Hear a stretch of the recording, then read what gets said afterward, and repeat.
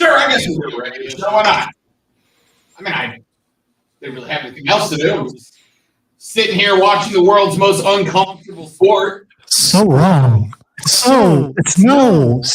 I'm not ready to change it. I just, yeah. Oh, yeah.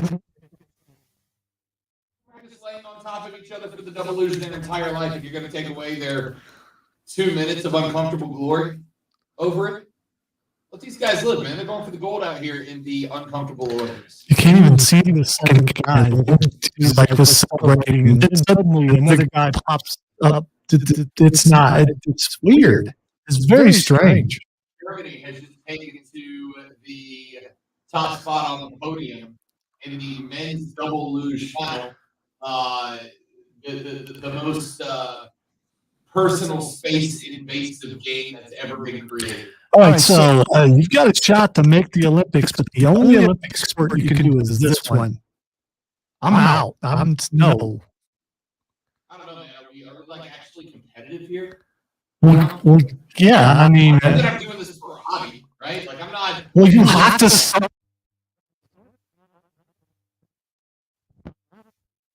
Everybody who starts as a double loser started as a single loser, and then one day their buddy was like, "Hey, man, listen.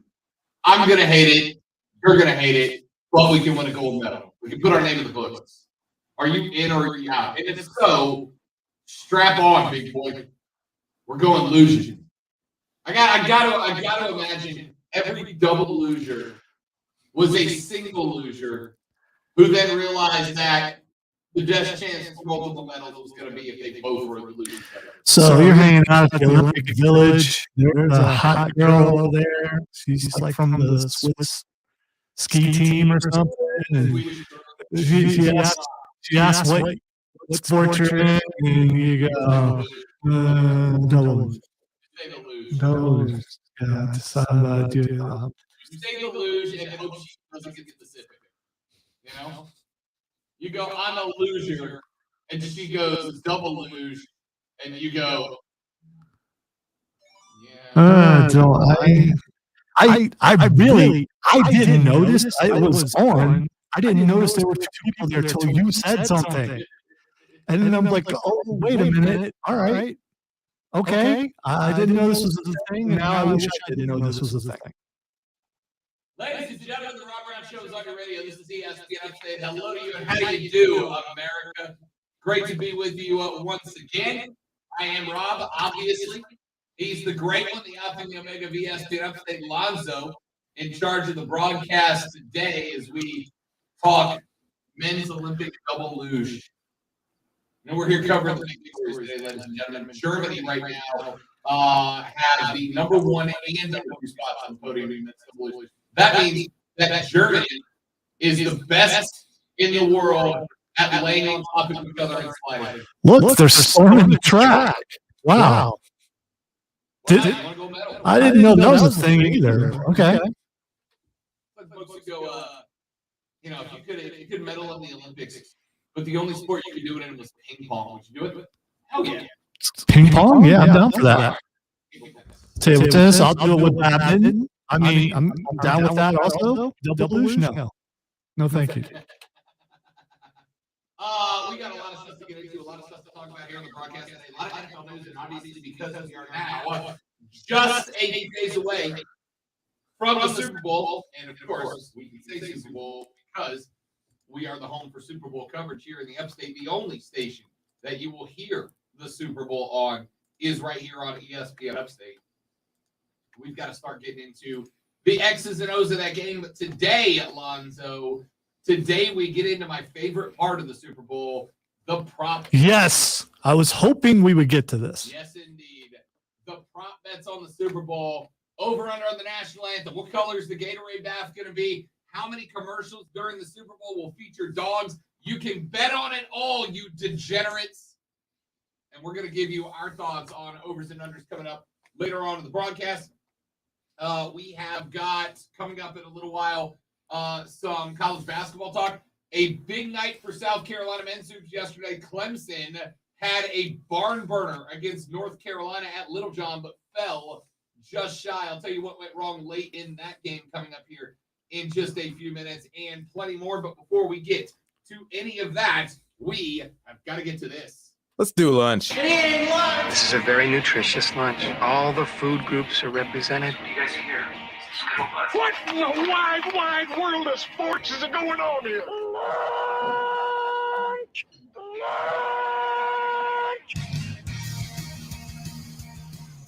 I wish I could just get away with it. That guy in the class is supporting employees at the National Supply. He's got a solid stash. I can't just do a stash. I wish I could. You know, I speak for everyone out there, especially the people watching us on ESPN Upstate, on Facebook Live and on YouTube and other places, that we don't want to take your word for it. We want to see it. Because I believe that you can pull that mustache off. Very sorry. I shaved the beard. I look like the world's fattest baby. Can't do it. Can't do it. Item number 1 on the lunch breakdown, the 3 things you have to know before you go start talking sports with your friends, family, co-workers, or the dog, whoever you spend your lunch break with. These will be 3 of the items that you will be talking about today. If you're following college basketball, a big L last night. Bruce Pearl and his number 1 Auburn Tigers stunned by the unranked Arkansas Razorbacks. This one out in Fayetteville, and Arkansas got it done. The Auburn Tigers basketball team came out feeling good, feeling cocky, and they made the number 1 pregame mistake in sports, Lonzo. Don't dance on the home team's logo. Don't ever do it. Unless you're really, really going to bring it. And yeah, don't do it. And even then, you're asking for it. The problem is, even if you really are going to bring it, if you dance on their logo, you have just ensured that you were going to get their best game of the year, right? We've seen it happen in college football year after year after year. You dance on the home team's logo, and you are basically inviting their best opportunity. You better bring the A game.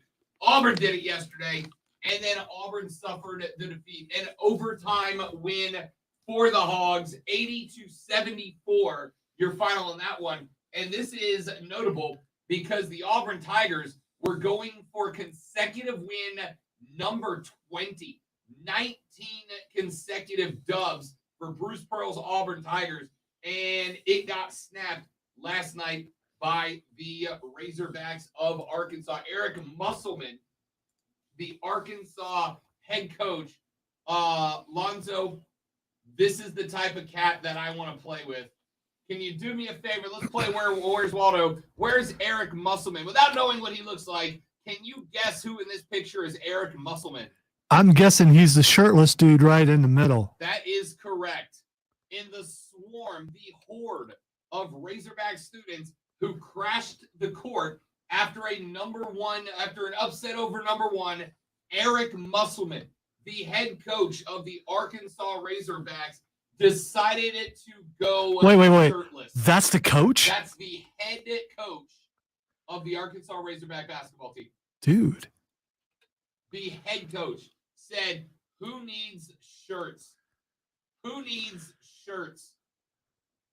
Went out there with his police detail, then was taking pictures in the locker room, still shirtless. Musselman DGAF, bro. Well, that's amazing. The last name does not befit the torso, but, there's that. No, but the Musselman last name does befit a guy who goes, big win, tarps off, boys. Musselman, isn't that a name brand for applesauce? That's more like it, probably. I mean, he's built like a can of applesauce. Good. Good for him. Yeah. Yeah, that's what you do when you get a victory like that. That's big. That's big time. What a look for the Pigs last night. The Razorbacks took over in the final few minutes of the extra period, had 7 consecutive free throws while holding Auburn scoreless for more than 2 minutes to take a 6-point lead, the largest since the first half. Jabari Smith snapped Auburn's cold streak with a pair of back-to-back trays that made the game a single possession game, but Arkansas would come up with a critical stop late in the game to take the 4-point win. J.D. Note led Arkansas with 28 points and 5 boards. It was all Arkansas down the stretch. I am so sorry, Keegan, but what a dub for the Razorbacks. Item number 2 on the lunch breakdown. Earlier in the week, I told you that I was fascinated by the clash at the Coliseum, NASCAR's race that took place out of the LA County Coliseum. I told you I was fascinated by it. I told you I thought it was very interesting, not just in the race itself, which was very interesting, not just the race itself, but the coverage of the race. Because in the coverage of the race, they treated it almost as stock car racing 101 for an audience that may have tuned in because they went, hey, Ice Cube is going to be there. Sheamus is going to be there. I'm going to tune in and see what this is all about. And so they did a big, long segment, for instance, that I thought was really interesting. I think Lonzo would have found it interesting if I'd have been on top of my game and texted him to watch it. They did about a 4 or 5 minute segment going into the race zone where they talked about cars throughout cinema history as they were out in LA, right? So they talked about the Dukes of Hazzard, the General Lee. They talked about the Batmobile. They talked about the different cars Burt Reynolds drove when he was taking over the silver screen. And they talked about it and how they had connections to NASCAR, how former NASCAR guys would go out to Hollywood and work on these cars for the movies, et cetera, et cetera. Then they had Ice Cube come in and do a pregame interview, a pre-race interview before his performance, his quote-unquote halftime performance. So if you were flipping by, you just saw the LA County Coliseum with Ice Cube hanging out. Maybe you stuck around for a minute to find out why he was pimping NASCAR. Well, now we have numbers. Sunday's Busch Light Clash, run for the first time ever in the LA Coliseum, viewed by over 3.5 million Americans and earned a 0.7 rating. The only event on Sunday, including the Pro Bowl, the only event on Sunday that had more eyeballs on it than the 0.7 rating earned by the NASCAR Busch Light Clash at the NASCAR Coliseum was the Primetime Winter Olympics, which pulled a 1.9 rating. So well over double, but it's the Olympics. Of course it did. The Olympics are going to outdo anything that's not an NFL game, I think. But it outdid the NBA games that day. It outdid every cable television show on Sunday. And Sunday, a lot of networks stacked their lineups on Sunday. A lot of eyeballs on NASCAR. Race did well in LA too. Earned a 2.7 rating, the best rating for a NASCAR race outside of the Daytona 500 in nearly a decade in LA. This year's race was also the most viewed clash since 2016, when almost 5 million people turned in. But that clash was run at Daytona, was a mini Daytona 500 that year. Now, here is the negative part to keep the nuance there, to keep it all in perspective. Before this year, and since that 2016 race at Daytona, the past 5 clash races have all been run on FS1. It got moved over to Fox. It was a little more acceptable. It was a little more accessible, I should say. And they ran coverage for about 6 hours, starting from the prelims, starting from the qualifying heat, going up to the race itself, including, obviously, the celebrities showing up, Ice Cube's show, etc., etc. There was a lot to it. So, the point of all of this, I told you I thought it was an experiment. I told you I thought it was interesting. I told you I thought it was going to pay off, and it did. It's not a world-breaking amount of people, right? It's not enough to say that I would consider it a major sporting event by any way, shape, or form of the imagination. But it was the most the most watched NASCAR preseason race that we have seen since they stopped running it back at Daytona, and it pulled almost a 3 share in Los Angeles, not exactly known as a NASCAR community. Item number 3 on the lunch breakdown. This one, I'm going to ask Lonzo about. It was announced earlier today that the Las Vegas Raiders are firing up a contract and expected to finish it sometime today to hire Carolina Panthers defensive passing game coordinator and defensive backs coach Jason Simmons to coach their secondary. This is, I believe, the second or third smaller offensive or defensive assistant coach that has left Carolina to go to another National Football League team. Lonzo, is this A, just guys getting opportunities to move, right? Jason Simmons, this is technically a promotion. He's going from passing game coordinator to defensive backs coach with Las Vegas. Is this A, guys just taking an opportunity? Or is this B, Carolina Panthers coaches seeing the writing on the wall, understanding that Matt Rule is on the hottest of hot seats this year, and knowing that they may be hitting the reset button along with them at the end of next season, so they're getting a jump on the way out the door now? I'm going to harken back to yesterday's episode, which you can find, the podcast on our website, espnupstate.com. How about that? Yeah, you should check that out. When we talked about someone going from Oklahoma to California, this is just an opportunity of warmth. So he has a chance to go to Vegas where it's warm and where it's, I hear, exciting as far as the city goes. And so that's all it is. It's a change of venue, a change of climate. I gotta tell you, there are, whether you pick Charlotte or Vegas is subjective, right? I've only been to Charlotte twice since I moved here. I like Charlotte. It's a cool city. The Queen City's a cool place. If I got a job in Vegas, I'd be hard-pressed not to take it, right? There's a lot there. A lot of entertainment, a lot of stuff to do. You got professional sports. You got a hockey team now, an NHL team. You got an NFL team now. I bet you $1 to a dozen in the next 10 years. There's an NBA team there as well. Now that has been proven profitable. There's a lot going on in Vegas, and there's a million reasons why people will want to live there. That being said, I'm not panicking if I'm Carolina. I'm not sitting here screaming that this is very clearly a sign that things are going bad.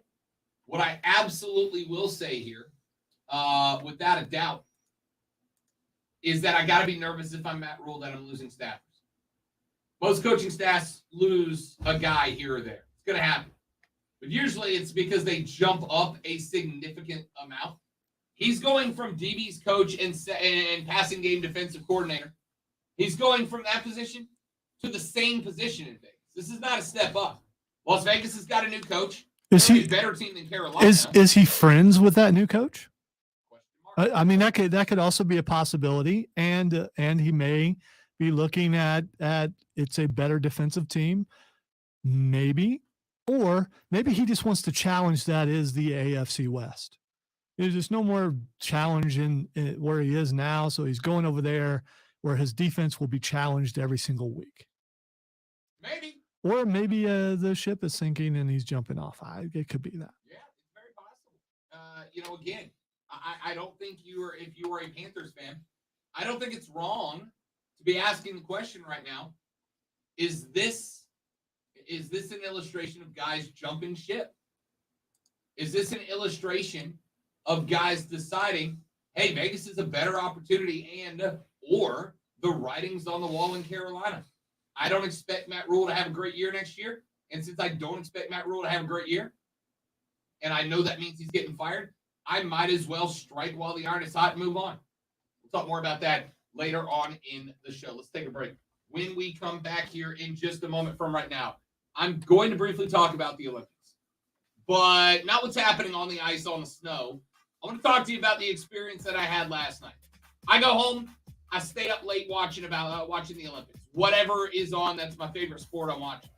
Last night, there were two moments in the Olympics that I realized I am hooked.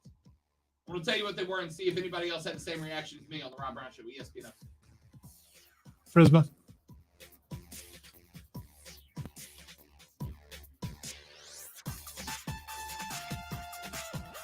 Hey, my friends at Prisma Health here in the upstate. When I moved here to South Carolina, because I am, falling apart as a person, obviously one of my first priorities was to find out where I was going to go when I had healthcare needs. And because, again, I'm falling apart, that was inevitable. When I started asking around, the answer I got more often than anything else was Prisma Health. Prisma Health. Why? They've got locations all over the upstate. If you find yourself in need, they've got a location close to and convenient to you. Then I got told, not only that, but there are hundreds and hundreds of healthcare professionals.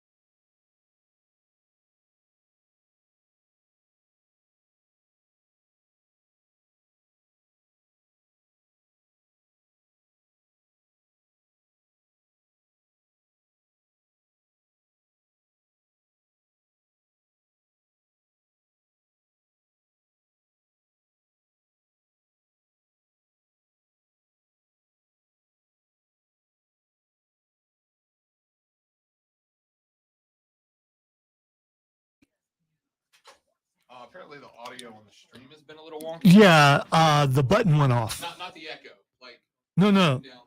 It's because the utility, the thing went off again. Yeah. It's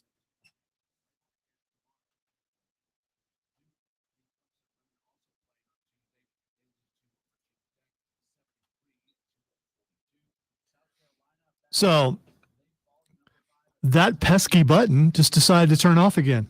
I didn't do it.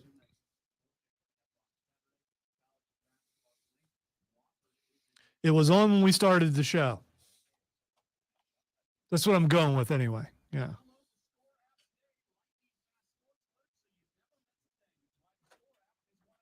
Rob Brown Show, what do you want to talk about?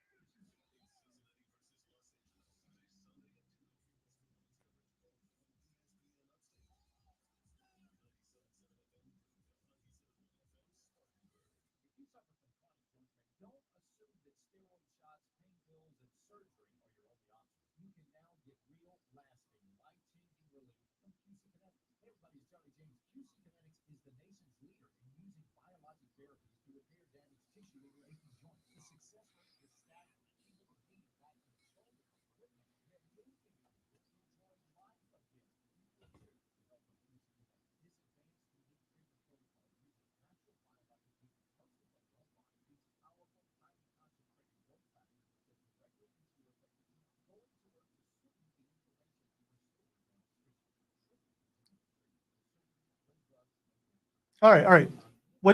What's your name? Spell it for me. Sorry.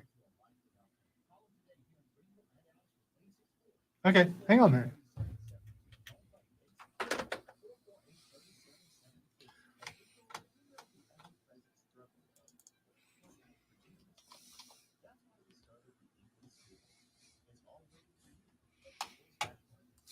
He hung up.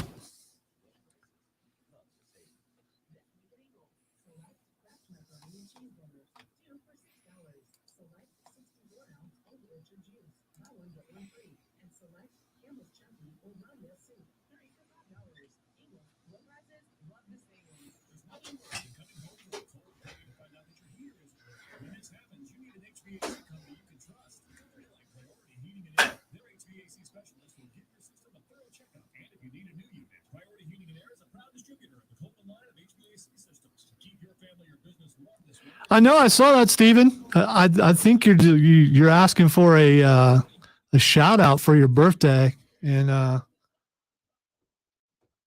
don't know if Rob does that or not. I mean, especially for the P1s. I'll do it, but I don't know if Rob will do it. I guess we'll find out.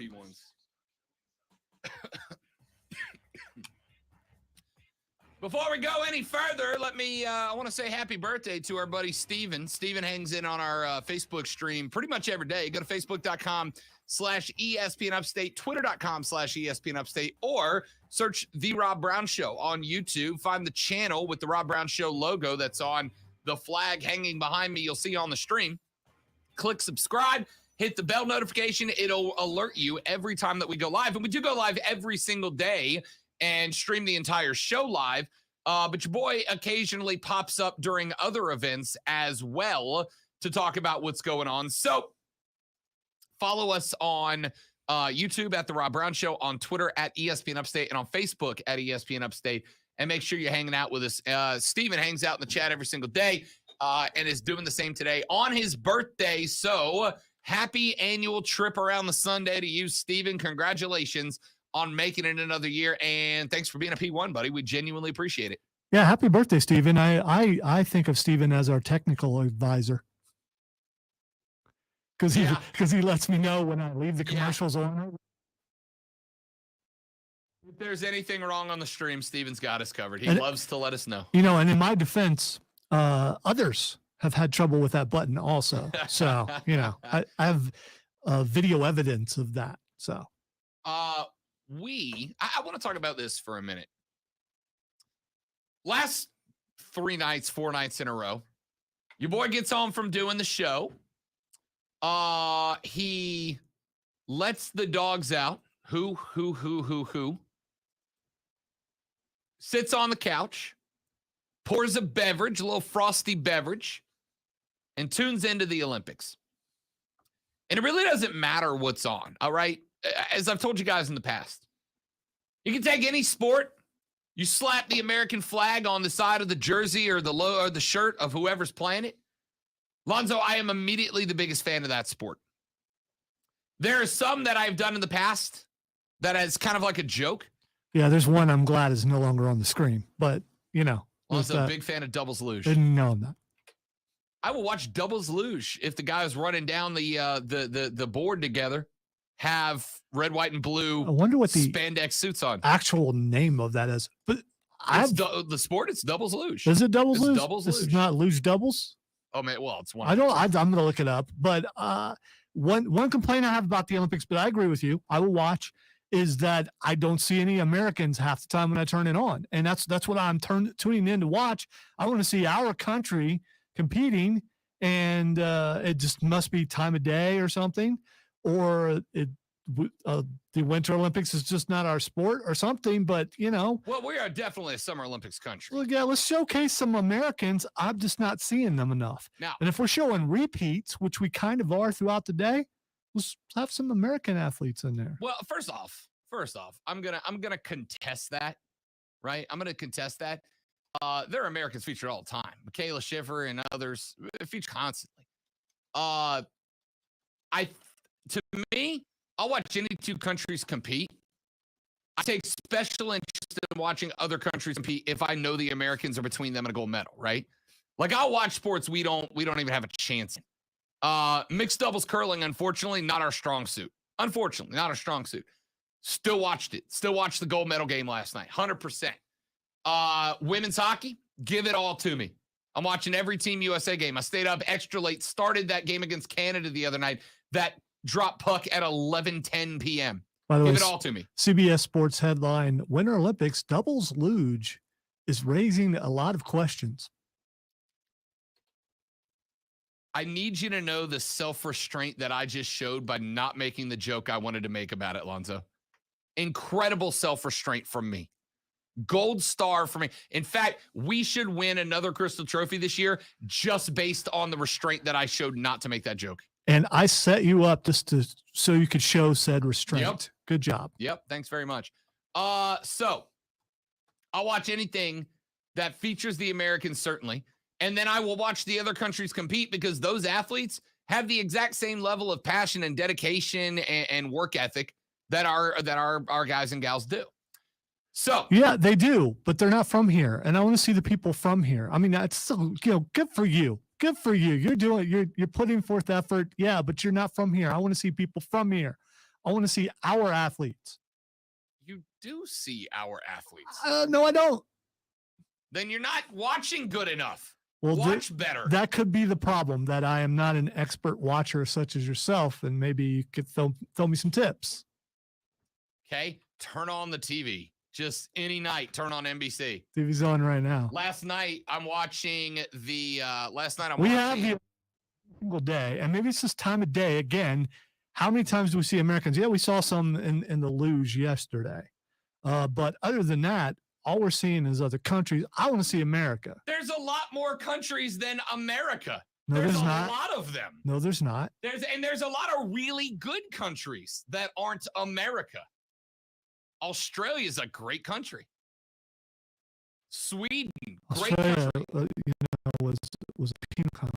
Yeah, it was, and that's a great place. That I can't tell. Okay. Denmark, country. Great Britain, great country. No, It's in the name. no. Great to just be regular. All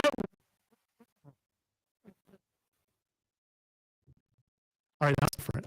You do want to go to Iceland. Well, they have museums and stuff there They that do. I've heard about. They I'm do. I'm never going to that museum, but you know. Anyway, show off.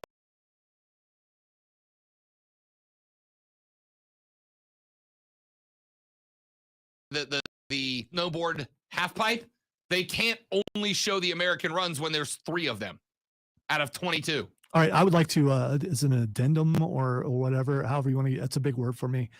I'm okay with the with the snowboard when there's like 10 people on there. If they're not Americans, that's okay as long as I see some elbows, which you will see an elbow and that sort of thing on occasion on the snowboard downhill. I think that's what it's called. Downhill's dope. Yes, it is.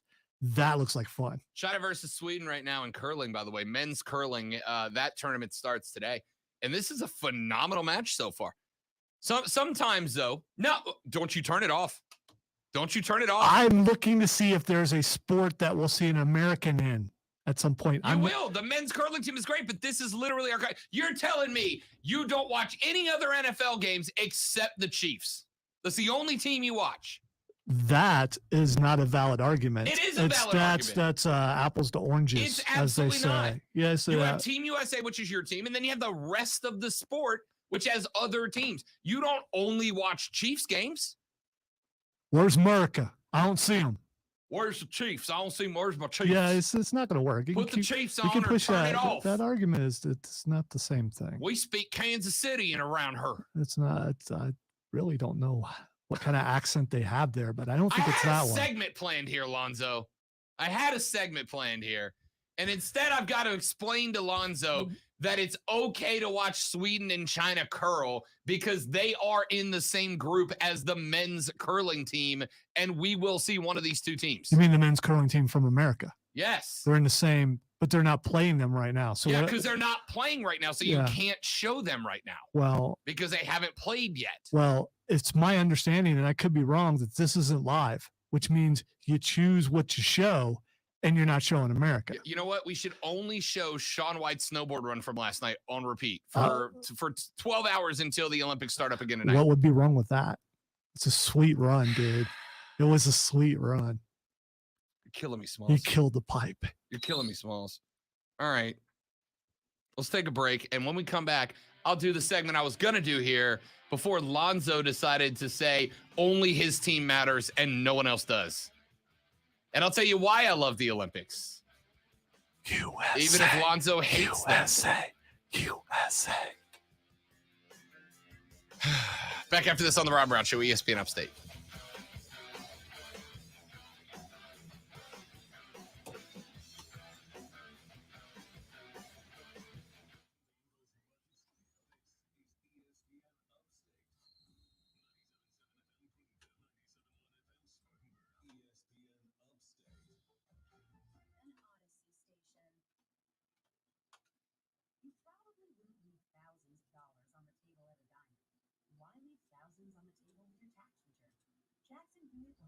You don't. This year, there are thousands of dollars worth of new tax credits. Your Jackson Hewitt Tax Pro will help you track down every last one, so you get your biggest refund guaranteed. Don't leave thousands on the table this year. Discover thousands of dollars in tax credits instead. Learn more at jacksonhewitt.com. Every 4 years, the world's greatest athletes compete for gold. That time is now. The Winter Olympics.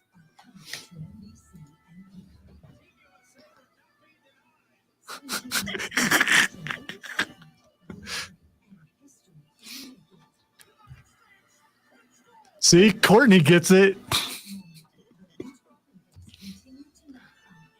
Twitter. Get help managing your money for the life and years ahead. With Fidelity Income Planning, we'll look at what you save. Even when you're not working. A plan that gives you a chance to grow your savings and create cash flow that lasts. Plus, you can start, stop, or adjust your plan at any time without the unnecessary fees.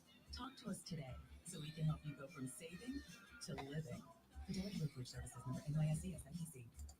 Here at Frank's Red Hot, we put together a completely exhaustive list of essentials that will bring everyone together on game day.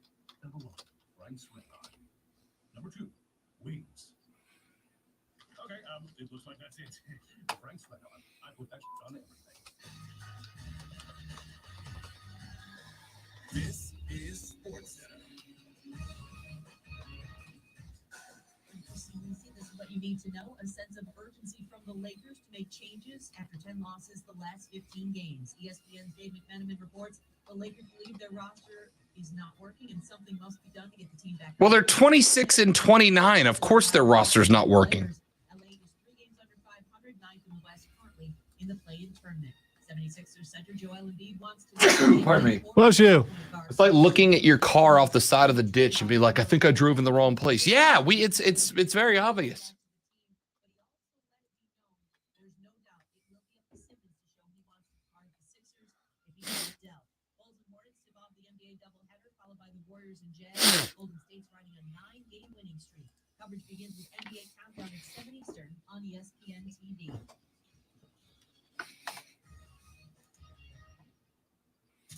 More than the scores, the ups and downs, the ins and outs. Real Untitled.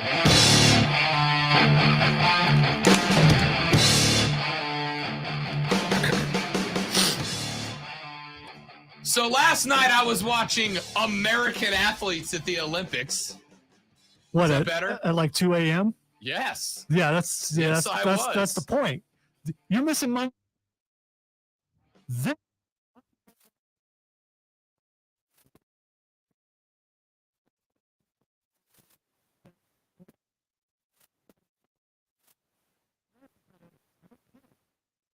American not make the medal stand in another sport, or watch two of the best teams in curling play? I would like to watch an American not make the Well, the then podium we in just are another just sport. we are just different. We are just different. That's Really? You're just not... All right, so let me get to the point that I was trying to make.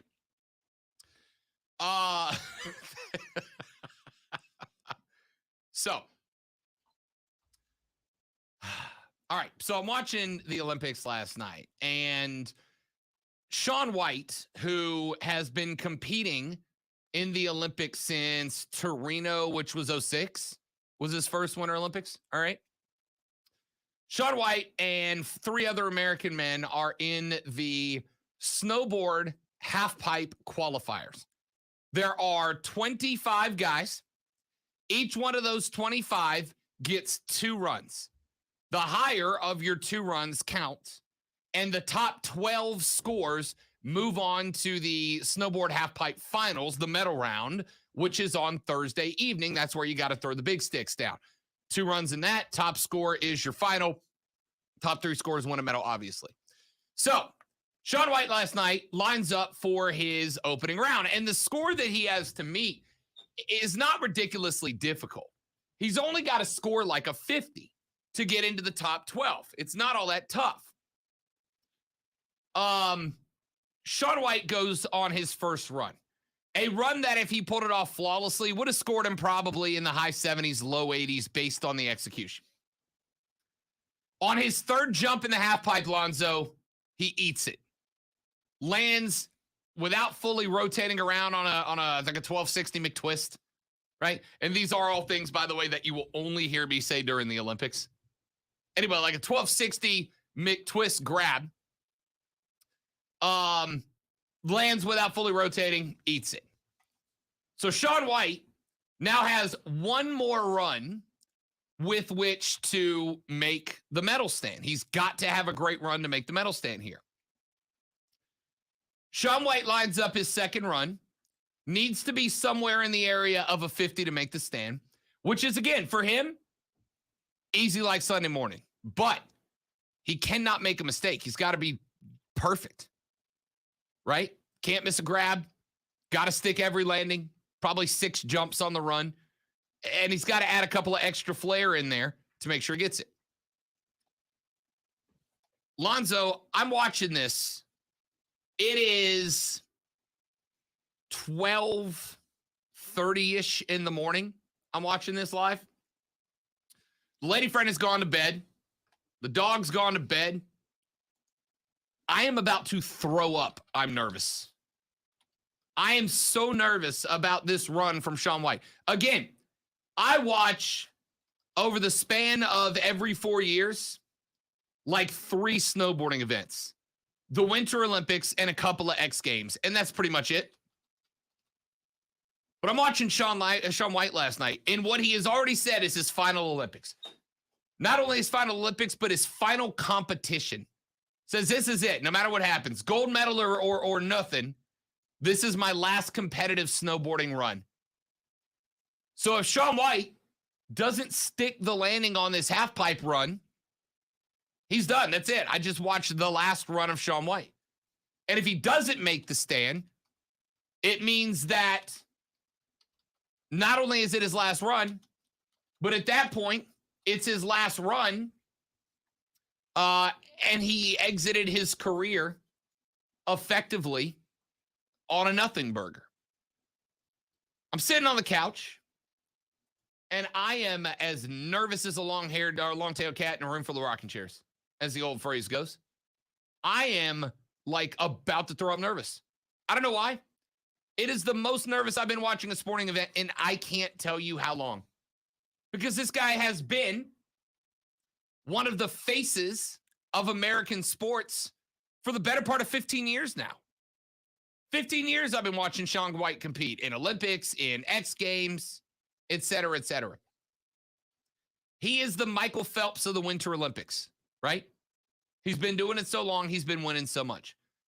I was about to puke. I was so nervous over Shaun White's second run.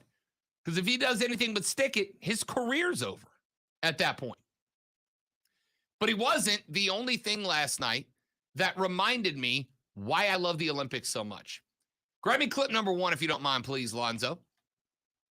Michaela Shiffrin is probably the best women's downhill skier on the planet.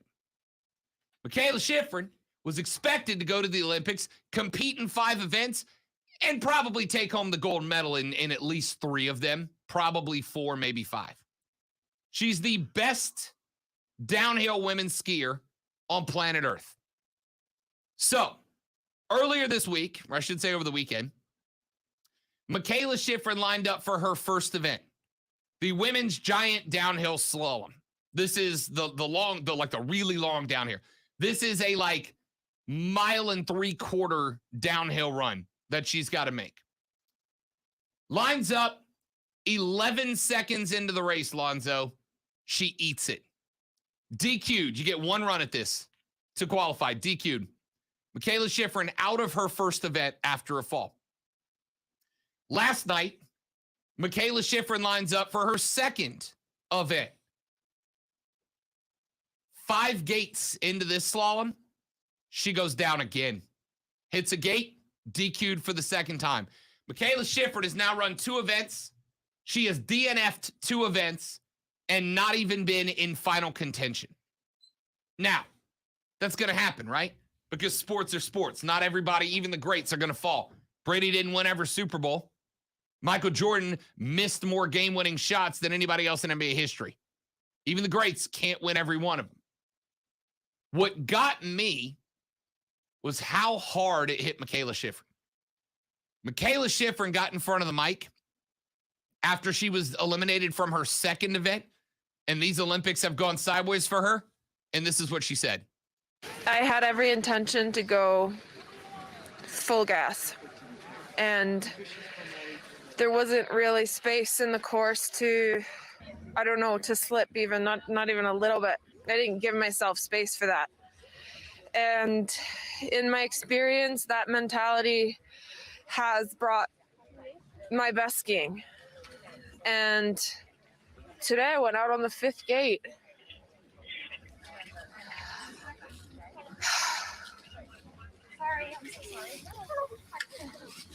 So yeah, What are you still processing? pretty much everything makes me second guess, like, the last 15 years, everything I thought I knew about my own skiing and slalom and racing mentality. Just processing a lot for sure. And I feel really bad. There's a lot more going on today than just my little situation, but I feel really bad for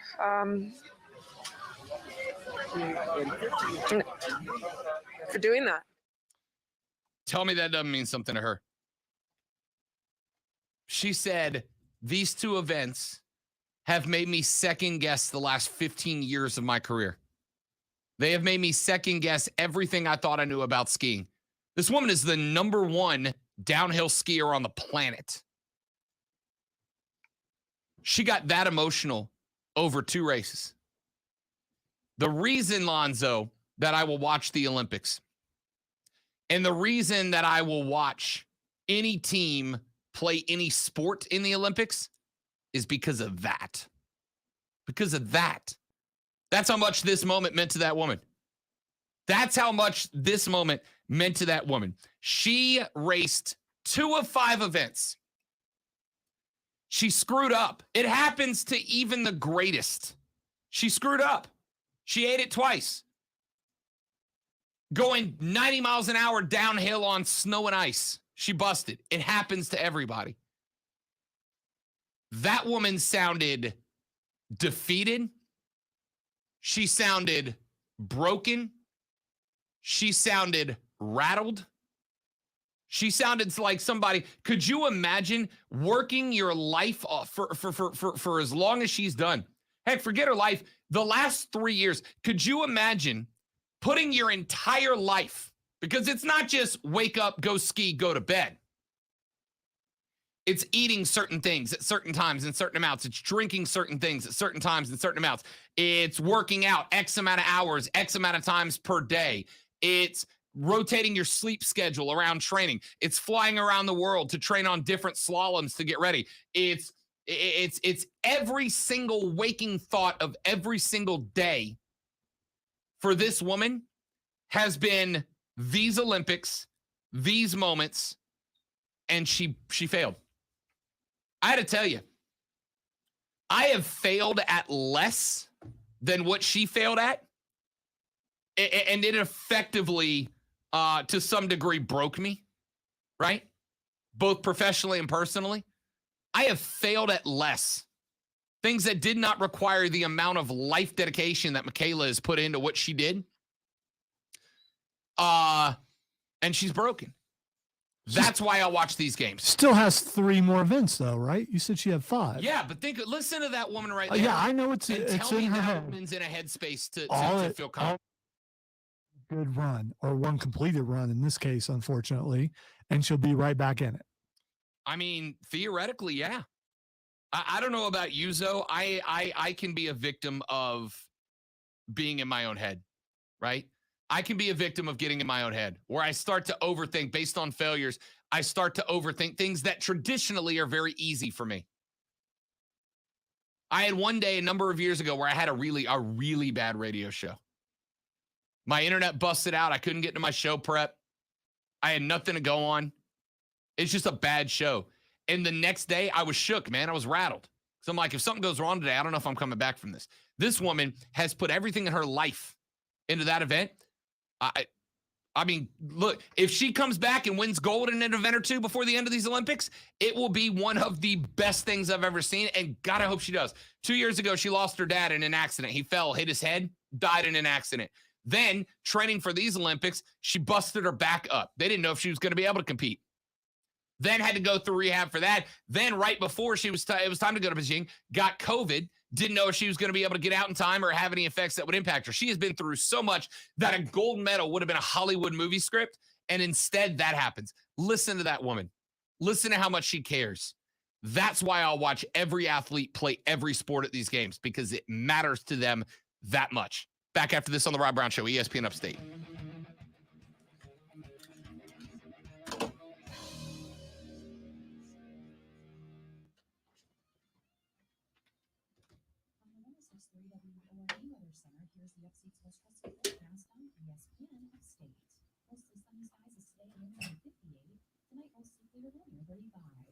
Thursday, sunshine high 61 and Friday, sunny high 62. Saturday, sunny high 65, 53 on Sunday with sunshine. I'm meteorologist Jennifer Vucich on ESPN Upstate. Currently, it's 55. I wish I knew Vox Machina was only 6 episodes. No. Season 1 is 12 episodes, Keegan. They're just releasing them 2 week by week. So 2 more episodes will drop tomorrow night around 10 p.m. That'll be 7 and 8. 2 more episodes, 9 and 10 will drop next Thursday, and 11 and 12 will drop after that. And then they have signed off on season 2. I do not know what the release date of season 2 is going to be, but there will be a season 2. So you've got 6 more episodes of season 1 of Legend of Vox Machina, and then another 12, at least another 12 episodes in season 2, which will probably be here in the next couple. I would assume probably in a year or so. But no, it's absolutely phenomenal, and I encourage anybody to watch it. I mean, even if you're not a Dungeons and Dragons fan, to me, it's just a great, like if you like Lord of the Rings, stuff like that, it's just a great high fantasy style series. But no, you got 6 more episodes coming before season 1 is over of Legend of Vox Machina. Yeah, season 1's 12 episodes. I just looked it up and it made it sound like I must have looked at the wrong place. It made it sound like there were only 6. No. Where'd you find it? They just haven't dropped. They've only dropped six so far. So I guess the way I Googled it, or maybe it's 9. It's either 9 or 12. I don't remember. I'm second guessing myself. It's either 9 or 12. But there's at least 3 more, which I can tell you because they just got into where stuff's going to get really interesting.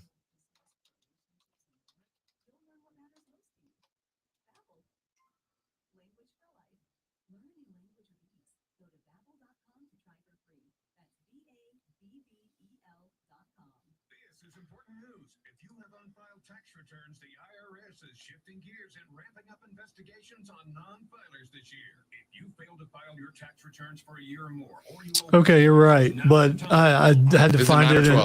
I had to find it in a roundabout way. Someone asked, "Will there be a season 2?" And Legend of Vox Machina was given a massive vote of confidence by Amazon and has already been greenlit for a second season before the first dozen episodes even arrive. Cool. Season 2 will also contain 12 episodes. Cool. Season 2 is going to be incredible because you're going to get the Chroma Conclave, which is going to be, they've got to travel around to kill 4 different dragons that are working together. Wow. Wow. It's not, wow. They're literally laying it in this series. They've already shown the 4. Wow. You just spoiled.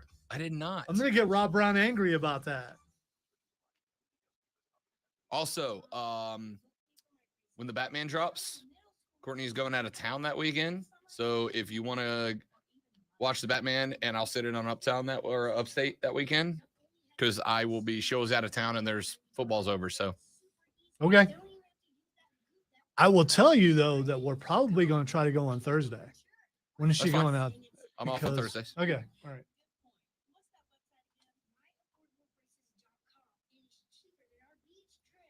And if it is in IMAX, I can't remember if it is or not. I'm all in for that too, buddy.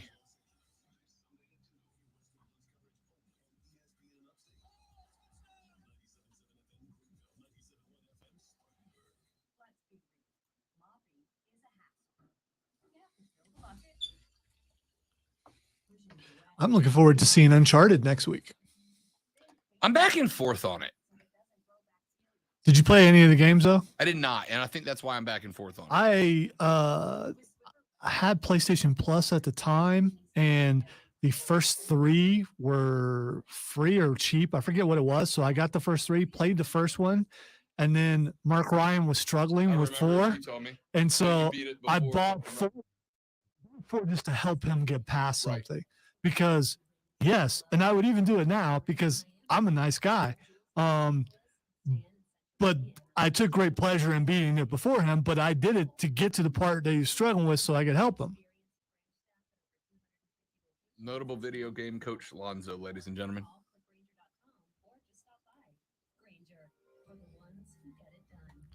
Oh, I will coach you, but I will also gloat when I beat it before you because, you know.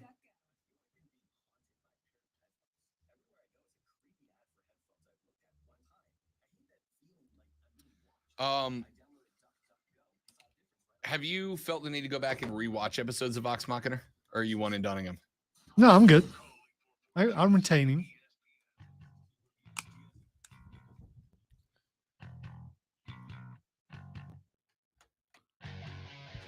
All right, some texts that have come in on the preferred home services text line 71307. Start your text with ESPN. Texture says ESPN. Lonzo's a commie? Question mark.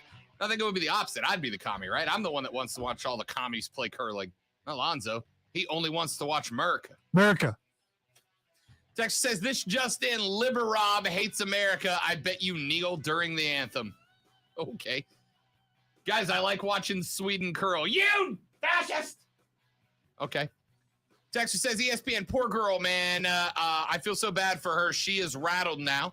Another texter says, she sounded completely defeated. That was heartbreaking. Yeah, she really does. Texter says, doesn't happen to me. I tend to avoid going 90 miles an hour down ice hills. She's totally shook, though. She's in her head too much. Yeah, that's exactly right, man. I hate it for her. It's called the snow fake. No, that's a big theory. Yes. Is that the snow is so bad that a lot of these people cannot go as fast as they have trained to do. We'll see. Back after this on the Rob Brown Show. Hour 2 next, ESPN Upstate. Daggum fake snow. It's bad, too. You can see how bad it is when they're running.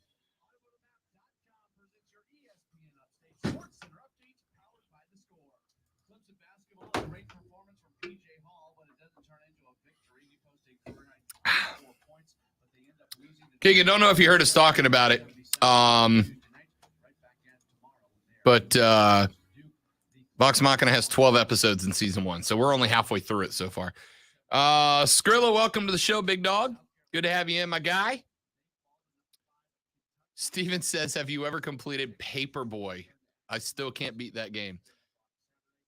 I wasn't a Paperboy fan because I was an actual Paperboy, and it felt like work to me. Flashbacks? Yes. When I met and started dating Courtney, the first time she invited me over to the house and I got there, the first thing I noticed, Lonzo, is that under her TV, she only had one video game console plugged in, and it was regular Nintendo. She has an OG regular Nintendo, including Paperboy and Excite Bike on it. I enjoyed the Excite Bike, though. Oh, we used to design some crazy tracks on Excite Bike.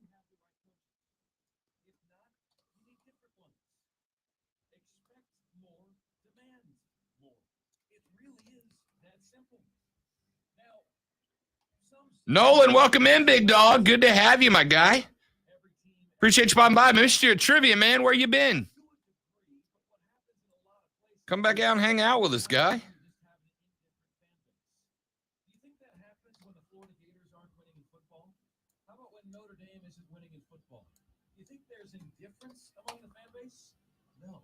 When you get up to that number where 60% aren't paying attention, don't know when you play, miss a game and didn't realize it, that's when you get in trouble. Ah, yes, that work. Work gets in the way of having a good social life, doesn't it? What's a social life?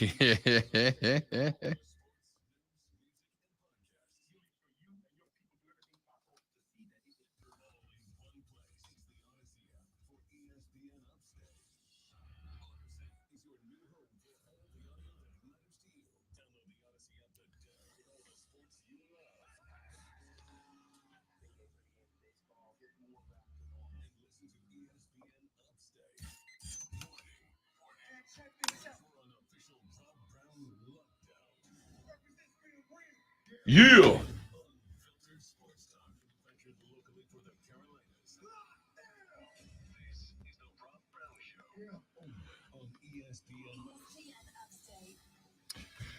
And And away we go, ladies and gentlemen. The Rob Brown Show is back on your radio. This is ESPN Upstate. Hello, Upstate South Carolina. Hello, America. Hello, world. Good to be back with you. I'm Rob. He is Lonzo. Appreciate you hanging out with us for the midweek edition of the show. Talk some Olympics back in hour number 1. Now, it's time to talk about, ladies and gentlemen, my favorite Super Bowl topic, as we are now, 5 days away from the dance? We got a little Super Bowl Sunday action coming up. Lonzo Super Bowl prop bets. My favorite. I'm not popping my knuckles like you do because arthritis. They're not going today, though. Yeah, it's gonna hit you in another 10 years. You're gonna regret that. You know what popping your knuckles is? You know what makes the sound? It's a true story. Popping your knuckles doesn't actually give you arthritis. All popping your knuckles is there's little gas bubbles that build up inside of your joints, right? Just from them opening and closing. And when you pop your knuckles, that's actually the sound of the bubbles of gas popping and escaping. There you go. Haughty intellectual. Texter says, hello, world. Wow, America isn't good enough for you, Rob. I only say hello to Americans. All right. Prop bets. One of my favorite Super Bowl topics. And yes, Alonzo, we are keeping track of these. We are absolutely going to see how we did. Good. Are there repercussions? I don't know. We should think of some. Yeah. We can levy our picks now. We'll come back and see how we feel about them afterwards to see if we want to put a little something on it. All right. Lonzo, do we want to talk about the exotic props first, or we want to talk game props first? Exotic props first. You got it. We start with the big one, Lonzo. This is the only bet of the night where you are getting even odds. 1-to-1. Bet a hundo, make a hundo. Lonzo, the coin flip. Heads or tails. Now, before you get carried away, we actually have a couple of stats about the coin flip. Here they are. The only true 50-50 proposition, except for one of these outcomes, actually has given a bit of an advantage so far. Tails is 29-26 at the Super Bowl so far, and that is partially because it's had a bit of a run. But in the last 10 Super Bowls, tails is 6-4. So if you are a fan of the mantra, tails never fails, it does. But about a 45% clip. Lonzo, let's make this one easy. Heads or tails? I just want to say, if you have the kind of money that you can just bet on whether the coin toss, I would like to be. I was going tails before you told me that. So are you staying with it? I'm sticking with tails. All right. Yeah. I unfortunately, sometimes I may pick against you just for the sake of having some varieties to spice of life here, but I fully believe in the mantra tails never fails. If I get the coin toss in Madden, I'm going to go ahead and warn y'all in advance. I am picking tails every single time. Tails never fails. All right. The one that every year gets the most action, and this year is no different, but this one's kind of interesting because the artist singing the Super Bowl national anthem this year, Lonzo, is not someone that a lot of us are very familiar with. Mickey Guyton is the young lady who is going to be singing the national anthem. Now, Mickey Guyton is a winner of 4 different Grammys. She is not a nobody. Mickey Guyton is an American country music artist who has won 4 Grammys so far. In 2015, her debut single titled Better Than You Left Me reached number 34 on the charts. She has also released a number of other singles that have gone big time, including one called Black Like Me. She's an African-American country artist. She collaborated with Dean Brody on a song called Boys, made her the first Black woman to achieve a #1 hit in Canada on the country charts. And her debut album, Remember Her Name, was released in 2021. She describes herself as a country musician with pop and R&B influences. The over-under on the national anthem here, Lonzo, is over 95 seconds. So right at 95 seconds, you can push at 95. The over is the favorite at -130. So you bet 130 to make a hundo. The under is +110. So you got a minute and 35-second national anthem. Here is your stats. I find them very interesting.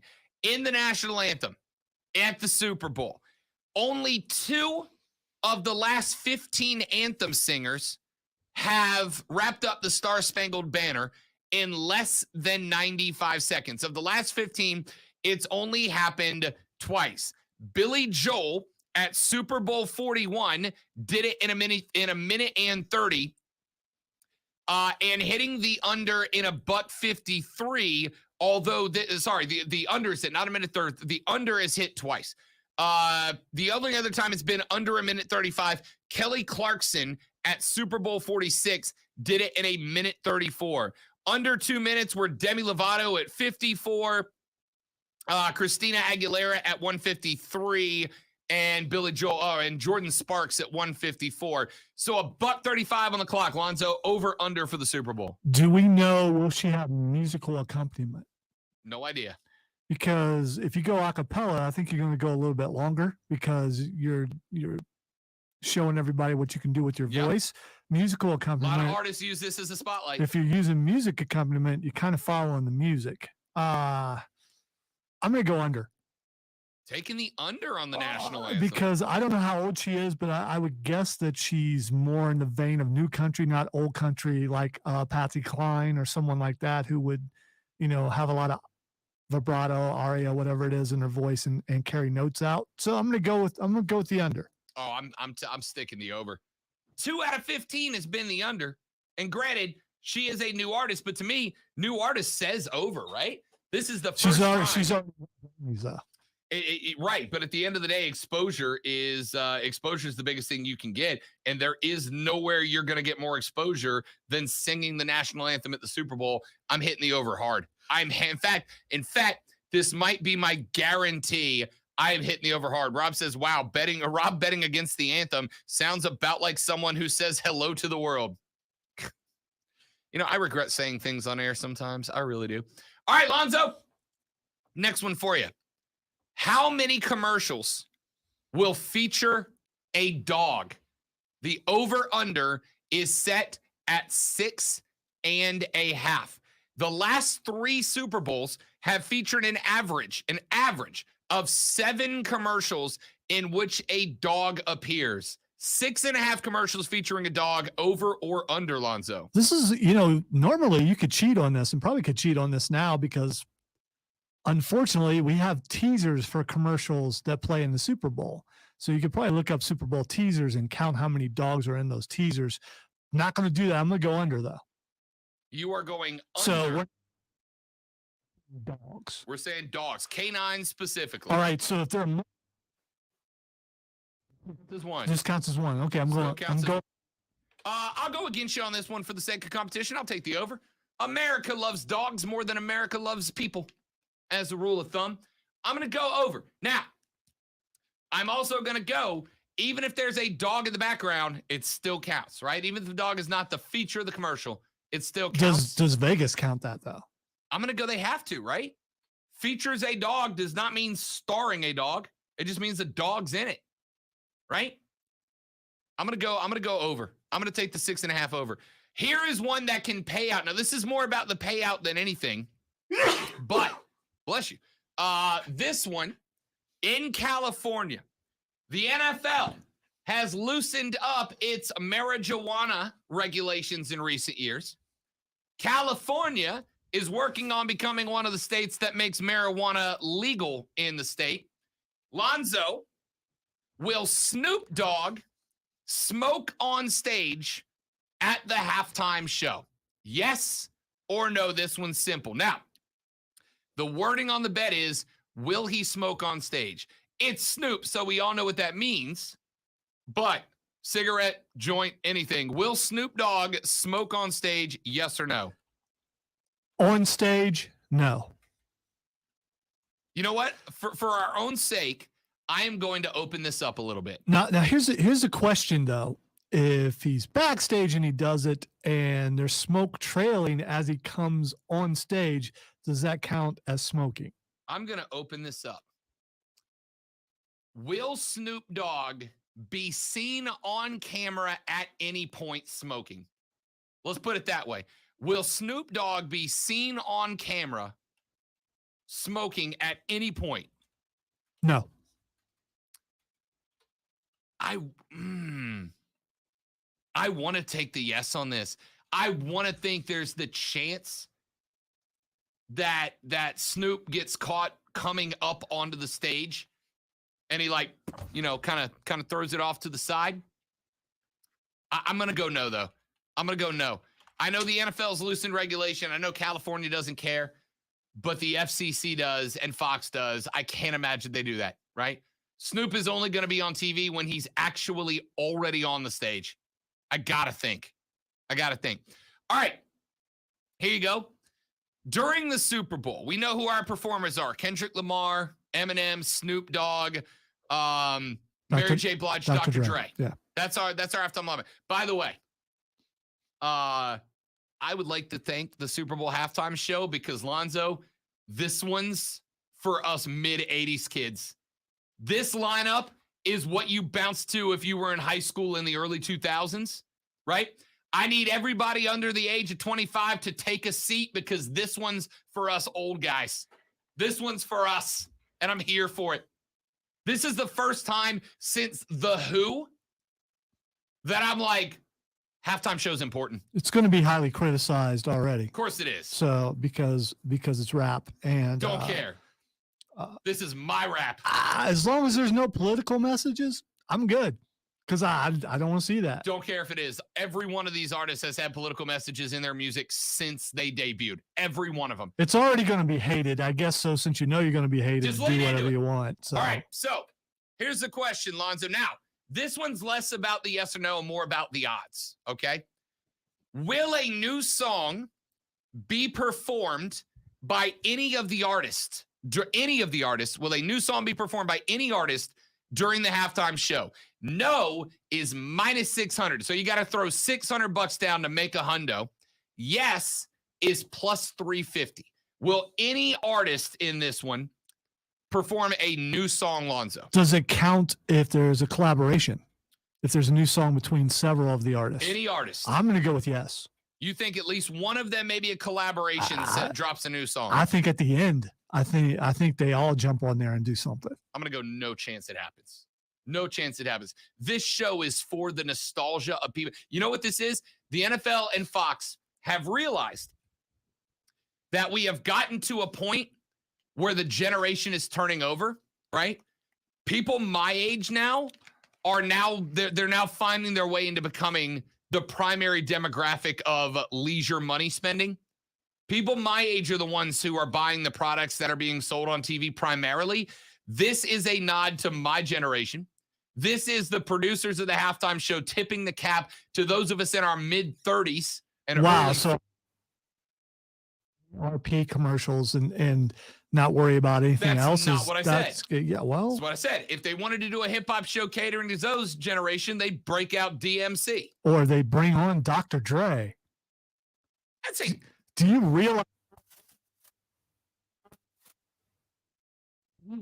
when Dre was dropping his angry music that made us love Dre more? It was Chronic, which was like 0102. Chronic put Dre on the map for people my age, which is also what put M on the map, right? M busted out because of my generation. It's a cap tip to us. There is no chance during a nostalgia show that any of these artists break out a new song. We're going Chronic. We're going Mary J. Blige from the early 2000s. You don't, so you don't consider Dr. Dre and his NWA time as no, I do. Okay, and that's why it's mid-30s to early 40s. I was gonna say because he's a lot older than you're giving him credit for. So I know, But when you got them paired with M, that tells me you're going for the chronic age, which is my group. All right. Couple more. Lonzo, let's go real old school. What color Gatorade will be poured on the winning coach? Now, there are 6 options here, and I'll read them to you from least favorite to favorite in Vegas, and I'll let us both pick 2 colors here. All right. The heavy favorite in this one is orange. Lime green or yellow is your second option. Clear water is your third favorite at plus 350. At plus 400, it's blue. Red is plus 500. Purple is plus 500. Lonzo, pick 2 colors. What color Gatorade hits the winning coach? Well, I am not picking one certain color, so I'm going to go with blue and green. You're not picking one certain color? Yeah, because I don't like that color. And so I will never pick that color ever. That would be. Oh, got it. And most people know, but I'll just say the color orange, I don't care for it. I am going to go the heavy favorite. I'm going to go orange because you left it on the table. I'm going to go orange. You have selected blue, which would have been my other pick. So I am going to go, let's see, you picked blue and green. So you took number 2 and number 3. I got number 1. I'll take clear. I'll take the water cooler. So you got blue and green. I got orange and clear. So I got number 1 and 4. You got 2 and 3. We drafted these well. Tell you what, let's do this. Let's take a break. When we come back here in just a moment. Oh, one more. Sorry. Now we'll do it. We'll come back. I got plenty of time. We got like an hour and 40 minutes left. I was going to say, it's your show, man. You got all the time you want. When we come back, I got a couple more props, but we'll actually do football props next. We'll do on the field numbers. That's coming up next on the Rob Brown Show, ESPN Upstate. QC.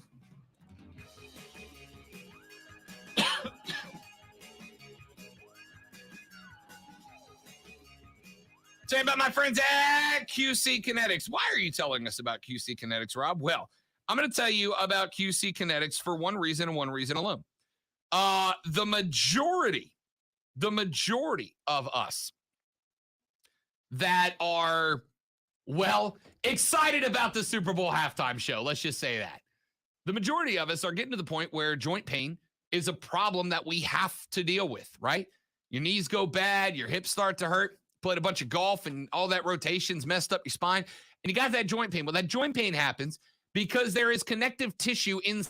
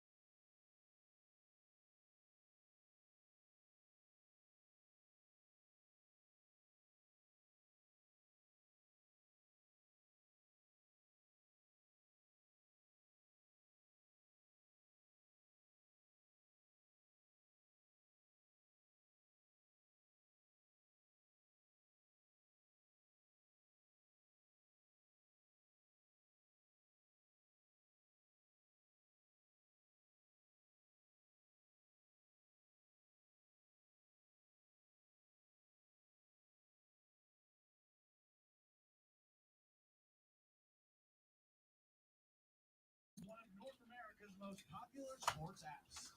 With your ESPN Upstate Sports Center update, I'm Matt Pauley.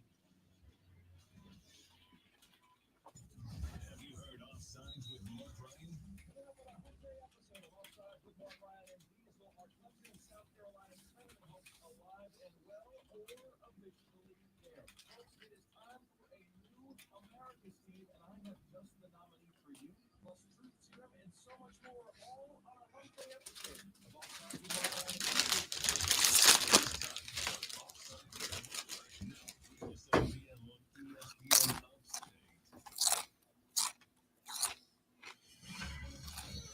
I'm Michael Jenkins helping you beat the books with BetQL. Before last night's loss, the LA Lakers had won 3 straight against the number. Tonight, they're on the back end of a back-to-back. The Lakers are the oldest team in NBA history. So fade the Lakers with your tired legs, right? That's the conventional wisdom. In fact, LA is tied for the second-best record on no rest, 5-2 against the number. Your opponent tonight, the Blazers, are also on the back end and has lost 6 in a row, both straight up and against the spread. Without the ones like you, who work tirelessly to keep things running, everything would suddenly stop. Hospitals, factories, schools, and power plants, they all depend on you. No matter the weather, emergency, or time of day, you're the ones who get it done.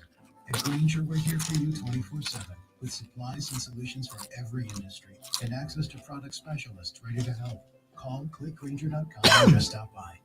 Grainger, for the ones who get it done. Upstate Dealer Golf is back and on sale now. The 2022 Upstate Golf Card gets you a round of golf at 10 premier Upstate courses, and it's still only $99. Grab your foursome and get your Upstate Golf Cards now to play courses including the Preserve at Verde, Willow Creek, Legacy Pines, Carolina Springs, and more. Order at the UpstateGolfCard.com. 10 rounds of golf for only $99. UpstateGolfCard.com. UpstateGolfCard.com. Whether it's a bad kick, nagging back pain, or a hip that has to happen, nothing matters more than getting you back to feeling your best.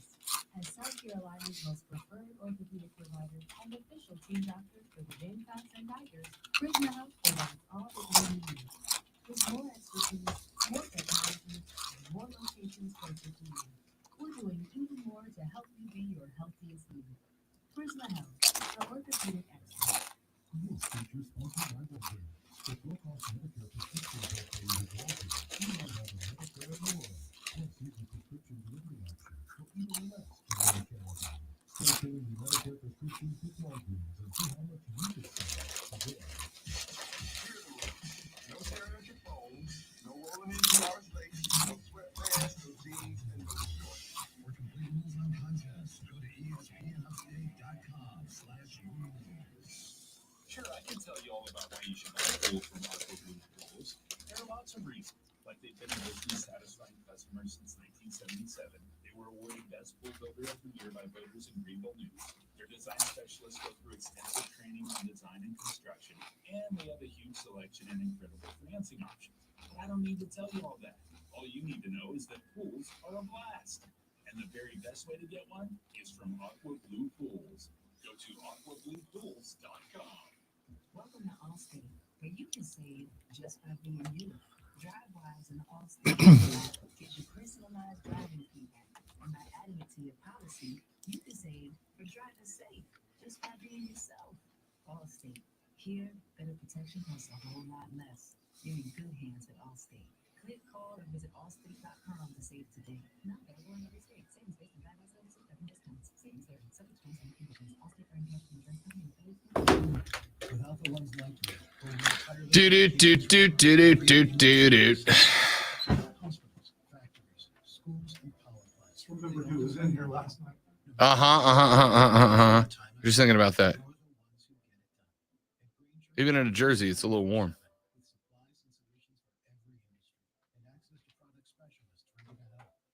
Science is already hacked. Might as well make it worse by making the air come on. If it actually works.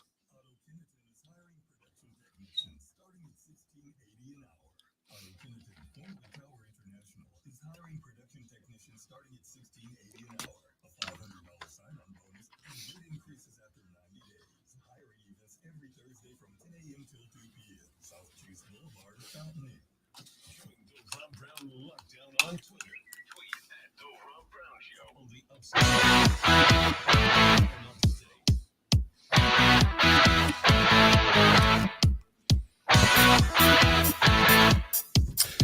And away we go, folks. The Rob Brown Show's on your radio. It's ESPN Upstate. Let's take a look at some of the actual in-game props that are available. We'll do some more exotic props later on. And before I do, I've gotten a couple of texts that wanted to point out that Dre's Chronic was released in 92, and that is accurate. Chronic Volume 2 dropped in 01, and that's the album that was the album that was formulatic for the creation of Rob Brown as you know him today. I was 7 when Chronic dropped, and this may not be true of everybody, Lonzo, but my mom wasn't really letting me bump NWA in 92 when I was 7, you know? Didn't really make the list of parentally approved tracks to put on the old CD player at the time. So the Sony Walkman got loaded up with Chronic 2 circa 01 in the weightlifting facility of Choctawhatchee High School when Rob Brown broke out. All right, let's get some game props in here, Shai. Let's actually do some real props here. Some potential game outcomes in this one. Start with this one. Cooper Kupp has been effectively a magician in these playoffs for the LA Rams. One of the props you can place action on here, Lonzo, over under the longest reception, not run, but longest reception for Cooper Kupp, over or under 28 and a half yards. Cooper Kupp, longest reception, over under 28.5 yards. There would probably be some people on this station who would think that Stafford couldn't throw the ball that far. I am not one of those. I don't think Rob is either.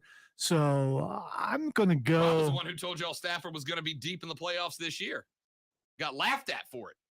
I don't know who you got laughed at by. Nobody in particular. Yeah. That's how I would like to think of that person. I'm going to go over.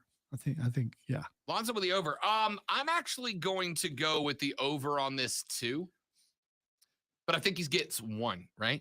Jalen Ramsey, it's going to be early because Cincinnati is a late starter, and I think they can get burnt a little bit earlier. They get better as the game goes on. Yeah, you're exactly right. Jalen Ramsey has touted Cooper Kupp's ability to get past it. If he can work Jalen Ramsey in practice. And now Ramsey got burnt last week too, right? Ramsey's not been perfect, but he's one of the best in the league. And Ramsey has pointed out multiple times that Cooper Kupp dusts him in practice occasionally. Cincinnati's DBs are good, but they got a cat back, and this one's a little bit personal. They got a cat back there in Cincinnati named Eli Apple. All right. Who's been trending because people are thinking he's going to get. Oh, he gonna get dusted. He gonna get dusted. If Sean McVay's smart, and I think we've pretty much demonstrated at this point that Sean McVay knows exactly what the hell Sean McVay is doing. If Sean McVay is smart, he's going to work out about 15 different ways to get Cooper Kupp isolated with Eli Apple, one way or the next. The Bengals are smart. They'll never let that happen. I can't say anything bad about Eli Apple. Oh, I can. I got a lot to say bad about Eli Apple. Eli gets caught one time by Cooper Kupp in one-on-one coverage on the outside. Coop's going to have about a 50-yard TD added in there. I'm also going to take the over in that one. That one almost seems like free money to me. Another couple of game props on for you. How about this one, Lonzo? First score. Will it be a field goal at plus 150, a touchdown at minus 200, or any other score at plus 3,750? So basically, if the first score is a safety, you're rich. I'm going field goal because there are nerves involved. Neither one of these teams have been the Rams have, but how many of those people were actually on the team when that happened? I think nerves will be in play, so I'm going to go with a field goal. I'm going touchdown. Opening possession touchdown. I don't care if it's Burrow or it's Matty Stafford. Opening touchdown here on this one, because I think the Rams defense tries to overdo it early and Joe Burrow catches somebody. On the flip side, the Bengals defense, that's the wild card here, right? They're not great. They're a middle-of-the-pack defense. Sean McVay has his full complement of weapons ahead of them. I'm going to go touchdown off the gate for this one. Let's bump down. Let's go with this. Here you go, Lonzo. Will any of the 4 quarters be scoreless? Will we have a quarter where neither team scores? Yes is plus 320, and no is minus 500. Will there be a quarter where neither team scores at all? I'm going to go with no. I think there's going to be scoring in every single quarter. I do too. I think you got way too much offense on the field for there to be a no score quarter. No chance. Nobody scores in even one. First team, Lonzo. First team to 10 points. The Rams are minus 170 favorites here. The Bengals are plus 25, plus 5,500 that neither team gets to 10 at all. I think that's a waste bet. Both these teams are getting to 10. Not a doubt there. First team to 10, Lonzo. Rams are middle of the road favorites here. Man, this is hard because I still haven't figured out who I'm going to pick to win this game, which is great. That's just awesome. Good news, right? I'm going to go with the Rams to hit 10 first. LA first to 10. I'm going to go with you here. Doesn't mean I'm picking LA, but I think Cincinnati needs some time to settle in, right? Cincinnati, this is a fairy tale. They got swagger, but this is a Super Bowl, boys, and they're on the road. Although I think Burrow is going to be cool, but everybody else not so much. And we'll see. Let's see. We got a couple more prop bets as we roll down through the sheet here. Total points get for one team, for either team, total points getting above 35. Will either team score more than 35? The Rams, this is interesting to me. Now, I'm reading more into the stat here than I am intrigued on the over-under here, though. Either team making it to 35. The Rams, plus 320 to score a total of 35. The Bengals are plus 1,000 on the money line to score 35. Vegas believes that the Rams will score 35 with relative confidence, and the Bengals are a long shot to get to 35. Let's do them separately, Lonzo. Will LA score 35 or more? All right, this is not cheating because we're talking stats. So I wanted to look up and see what their margin of victory is, and they're in the 30s a ton. Yep. But they rarely go over 35. So I'm going to go less for the Rams. Lonzo says, no, LA will not score more than 35. I agree with you. And I was going to say the same thing. Lots of 30 bombs for Sean McVay. Not a lot of 40s get in touch. So let's flip it over. Will Cincinnati score 35 on the money or more, Lonzo? No, they won't either. I'm going to surprise you here. I'm going to say yes. I'm going to say yes, they do. I think there are, and we saw Tampa Bay do it. When a quarterback finds a stroke against the Rams. No, I wish I would have looked a little bit closer, but because they hit 41 a couple times during the season. Okay, all right. I'm still going no, because that is not the norm, right? Like that is way the exception to the norm. I'm gonna go Rams do not. I'm gonna go Bengals do. I'm taking the risk on this. This is more the betting line of plus 1,000 on this. The Bengals are plus 1,400 to get to 40, by the way, in case you were interested. Now, remember for the NFC Championship game when I told y'all, I thought that San Francisco might have a de facto home game on the road at LA. Remember that? I told you I sincerely thought that San Francisco might effectively play a home game, and it was mighty close. It was mighty close. In fact, there were some folks there reporting that there were more San Francisco fans. There is a little something that happened last night in both Cincinnati and Los Angeles that makes me think this will not be a home game for the LA Rams, and that may change how I approach my betting lines. I'll tell you what that is when we come back. I'm Rob. He's Lonzo, and this is ESPN Upstate.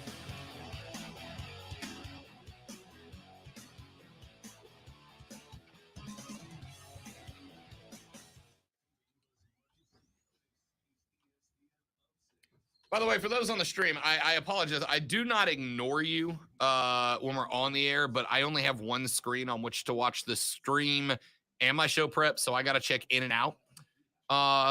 Steven says over under 2 Marvel movie commercials, Lonzo. Let's set it at 2.5. And I'm saying different. They got to be different movies. Because I'm trying to think of what's coming out. I mean, he threw out some stuff, and when you say Marvel movies, Moon Knight is not a movie. I'll say features. Moon Knight's a series. So you're basically betting on a new Doctor Strange, and I'm going to say new. New Doctor Strange, new Morbius, and new Moon Knight. Will we get all 3? Well, I'm going to say yes, because movies and streaming are different. Yep. And it also depends on Here's a factor. I don't know if you can say how well. They're all ABC Disney properties, and the Super Bowl's on NBC. Does NBC let it happen? Yeah, because they're not competitive with that stuff.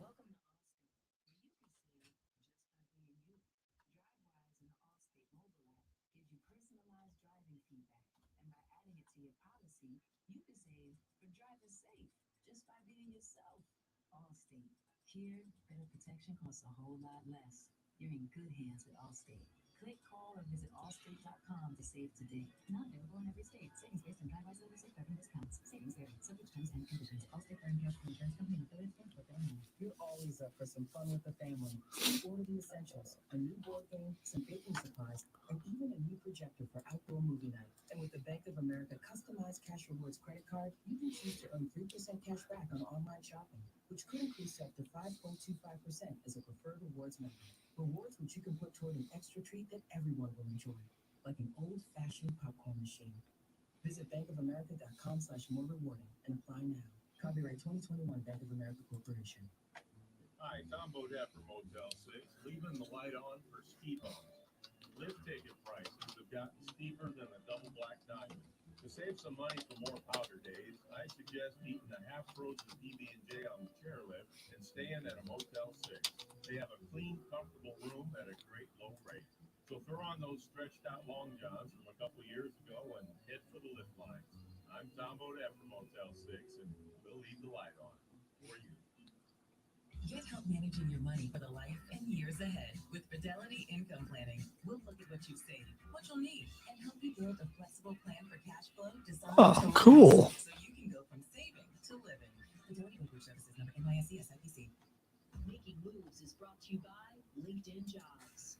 While the 1980 U.S. Olympic hockey team gold medal victory is known as the Miracle on Ice, the 1960 team was considered just as big of an underdog. Team USA beat the top 4 seeds: Canada, the Soviet Union, Sweden, and Czechoslovakia twice. In the final game of the tournament, they found themselves down 4-3. Oh, She-Hulk. I didn't think about that. They scored 6 straight goals in the third I'd say yes. I'd say they're pushing She-Hulk, right? Yeah, they need to. When there's a chance for gold, you need to have the right people in the right positions. That's why when you post a job for free, LinkedIn Jobs taps into a network of over 770 million professionals to find the right people for your role. LinkedIn Jobs helps you narrow down to only the most. I'm trying to see if there is a 64 team blank bracket for Google Docs that can be shared without copyright problems. What do you mean? Because a lot of those blank documents, they have watermarks and stuff on them. Oh, you mean like a no. Just go to Google. Yeah, go to Google Images. You can save a blank one and then import it to a Google Doc. Yeah, but I need one that's not made by a company that has to have. There, I use one every year. I'll find you one. There's plenty of them. You could honestly, in 10 minutes, create one if you needed to, but there are blank ones if you just Google image them. I just did, and all I found was like 6 teams and 12 teams, but I didn't find 64. I'm also thinking of a play-in, but I don't know yet because I want to start this the first week in March, which means I got to get this. I would like to get it done before I normally do, which is like 3 days before the thing. But we're already second week in February, so it'll be here pretty quick. I told you what I'm doing it on, right? No, you didn't. You told me you were thinking about it last Yeah, time. villains. Comic book or just TV, movies, and they're all going to have their own. Okay. I like it. I mean,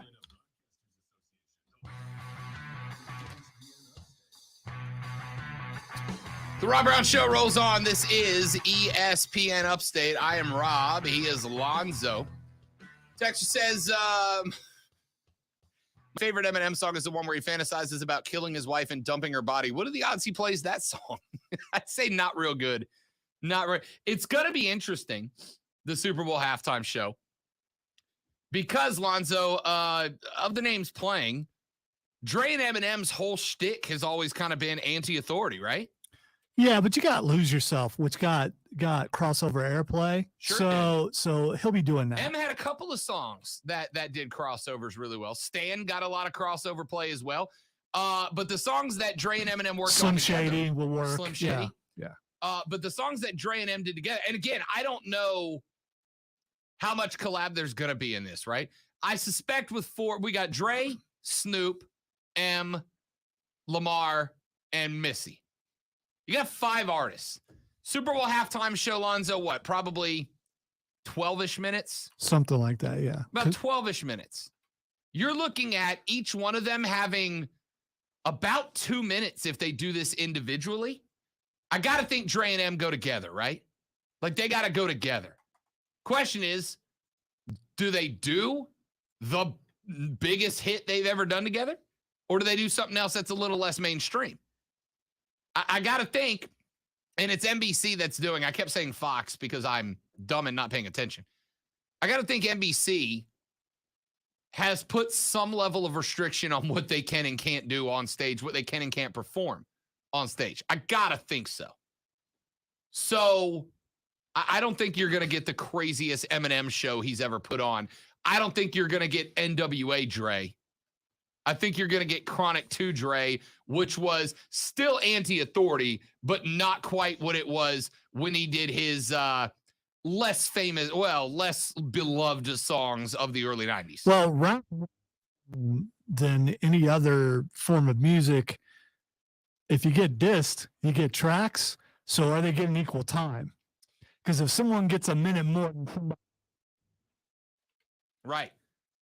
I mean, I got to imagine Snoop doesn't open, right? You got to open with something about as high energy as you got. I got to think Missy opens. Although Kendrick Lamar, although very well known, very highly renowned, Lamar's not on the same level as Snoop, Dre, M, and Missy when it comes to targeting the guys my age. Like, Lamar's kind of the outlier here. I got to think Kendrick Lamar opens. They go Snoop second. They go Missy third. And then they do Dre and M to wrap it up. The question is, do they have something that everybody does together? Or are we getting effectively 5 different one-song performances? I don't know. No, you've got to do an ensemble for the end. You got to do that. You absolutely do. What do you do, though? Like I said, this is where you throw something new out there. That's fair. But I mean, maybe. You have 5 different artists collaborate on a new song that drops at the end. I mean, you want to start and you want to finish on. You know what's going to happen, Rob? It's going to be they're going to turn off all the music and it's going to be freestyle for the last 2 minutes. I'd be here for it. I'd be here for M to just work. I promise you. You know who would not be here for M to just work? The FCC. But the FCC don't bother me, so let me be me. $1 if he drops that line during the Super Bowl halftime show and then just drops an F-bomb after it. I'd lose my mind if he did it. That'd be the most Eminem. Not only would that be the most Eminem thing ever to drop that line, and then the dude would sell 1 billion albums the next day. Well, maybe all of the pulled their money together to cover the FCC fine, and they're like, yeah, we're going to do this. So here you go. There's just a kitty of $10 million sitting off stage in a single gold briefcase with FCC written across the front.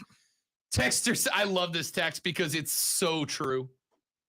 Texter says, fellas, a lot of these young folks are going to find out who their parents really are as soon as the first beat drops. That is correct. Because, as I mentioned, I think this halftime show is kind of a nod to my generation becoming the primary demographic of consumers. Old people. I mean, yeah, now. But a lot of people my age, right? In that 35 to 45 demo, especially the moms. That's what I'm intrigued to see. Because around this time, right? Rap had always been huge. Hip hop had been huge. But around this time was, I think, the point where you started to really see a big female influence on the hip hop game. I mean, there were obviously great female rappers before, but I'm talking about in terms of purchasing power, right? Talking in terms of female listeners to the hip hop game. A lot of young folks, because guys my age, gals my age, they got kids that are 8, 9, 10 years old now, right? They got kids that are 8, 9, 10, 11, 12 years old. A lot of kids about to see mom twerk for the first time on Super Bowl Sunday. Here's my prognostication. I don't think you put the twerk away. I think if you're doing that kind of stuff, you're doing it every time a song comes on and you can't help yourself. I don't know. I know a lot of folks, Lonzo, that I could tell some stories about in their high school and college days that had kids, and now they're totally different people. They don't listen to what they used to listen to. They don't dance like they used to dance. They don't use language like they used to use language. They don't drink like they used to drink. Which is all well and good, at least in my opinion. But sometimes that right song, that right thing happens, and you forget where you are. You forget who's around you. And I've got. Oh, man. Because I'm the bad influence uncle, right? Like, I'm the uncle that all my friends. Really? Yeah, I know, it's shocking. I'm the uncle that gets friends that have kids, and they're like, Uncle Rob's coming over. And then after like an hour and a half, they're like, hey, Rob, you got to chill, dude. You got to chill, right? I don't need my kid thinking that this is normal. I'm like, I'm just having fun. I know a lot of people, they change their personality, their taste, what they listen to, watch, drink, eat, whatever, say, once they start having kids. And I got to imagine this texter is spot on when he says a lot of these youngins are going to see mom drop it to the flow for the first time on Sunday. A lot of these young ones are going to see dad find his element, have a little flashback to 2003 when they hear Snoop and Dre for the first time. Or for themselves, that's the time to go get a snack. Oh, yeah. Or send Junior to get a snack. Or DVR it and watch it later. Hey, Junior, why don't you go no, you're not watching this later. You want to see this happen. Especially now, because if Dre, M, and Snoop go full bleep the authorities on it, you're not going to see it on the replay. See, I'm okay with this halftime, but I'm not as excited as you are about it. I've only been excited a couple times when Michael Jackson did it, when Prince did it. There have been a couple. Yeah, but those were the guys that were the M and Dre when you were my age, right? It doesn't matter. I mean, No, even neither one of them worked. Show of all. Yeah, I mean that's just MJ2. That's just how that goes. Here's the thing. Those are trends. What is it? Transcending artists. Yes. Those are artists that span generations.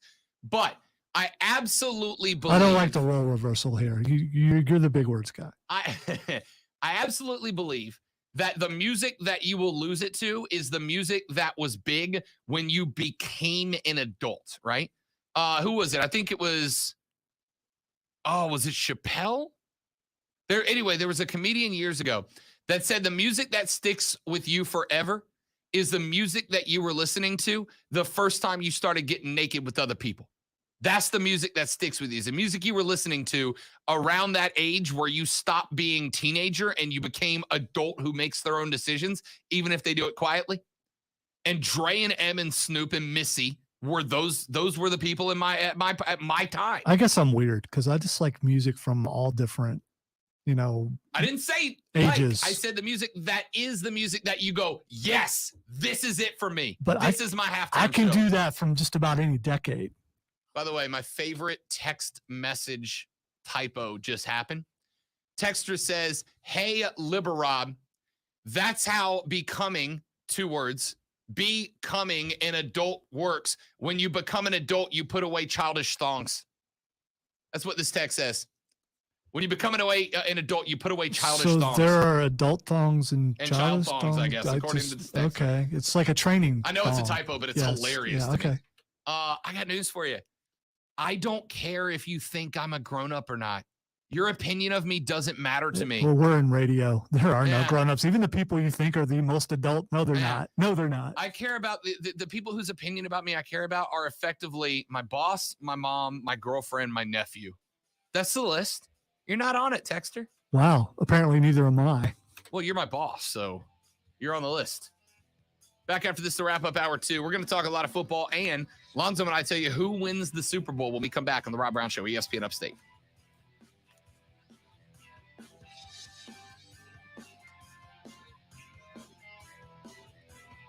Rob Brown made his debut on ESPN Upstate. 23 months and like a week ago. And ever since that point, I have been telling you guys that one of the best decisions I ever made with my life was to buy a motorcycle. And one of the best decisions I made when I got this job, besides accepting it,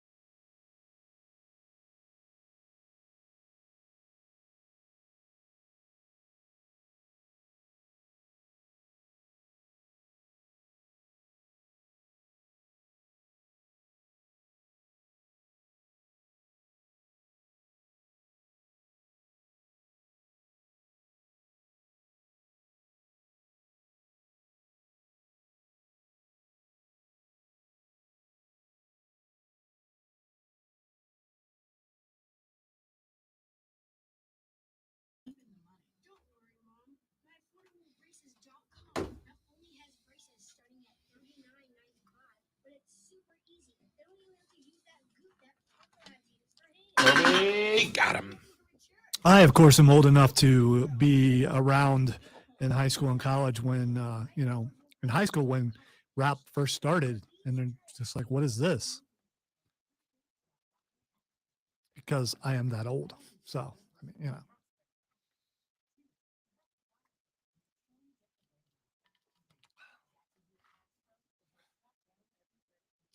Nowadays, everybody want to talk like they got something to say, but nothing comes out when you move the lips. Just a bunch of gibberish.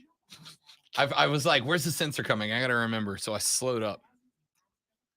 Well, not that I encourage it or anything, but, online you can. That's true. I can say whatever I want on the stream. You can. I mean, to a certain degree, because, to a certain degree, like the boss is the only limitation I have. Well, yeah, there's that. Or you may hurt someone's feelings, and then that might get back to the boss. Also true. Yes. We would never, though. No, not intentionally. Two loving and caring people such as us would never do such a thing. You asked me to describe, to give you 3 adjectives that describe us. Loving, caring, and handsome would be the top 3.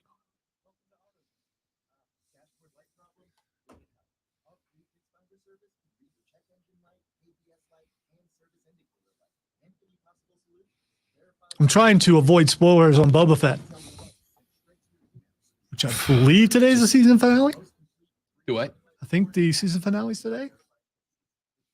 The new episode dropped today, but I can't remember if it's the season finale or not, but I think it might be. Or series finale. Who knows? I did see there's a post-credit. So. There is a post-credit. Yes. Again, it's so hard to avoid spoilers on anything. Yeah.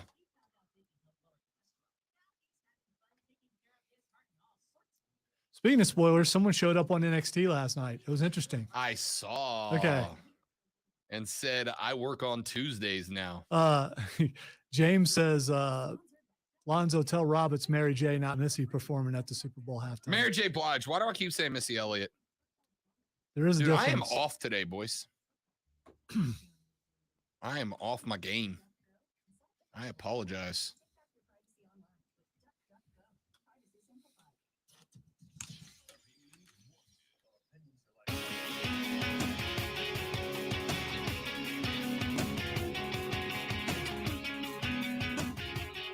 So LA and Cincinnati last night both hosted Super Bowl rallies.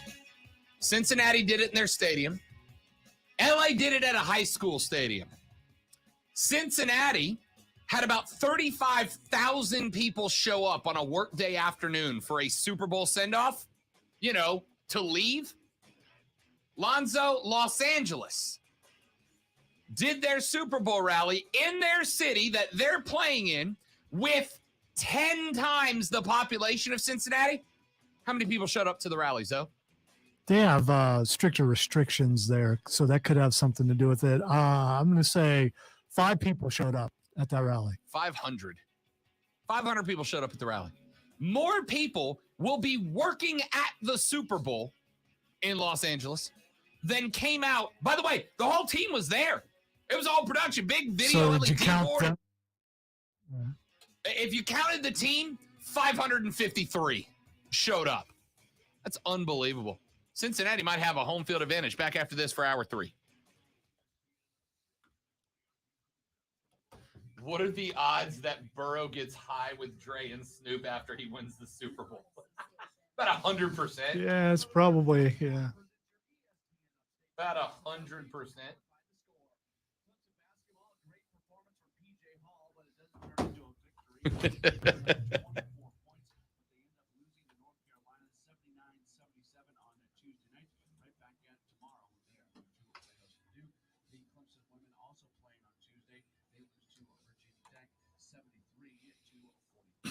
South Carolina basketball, they fall to number 5 at Kentucky, 86-76. They will return to action against Georgia coming up on Saturday.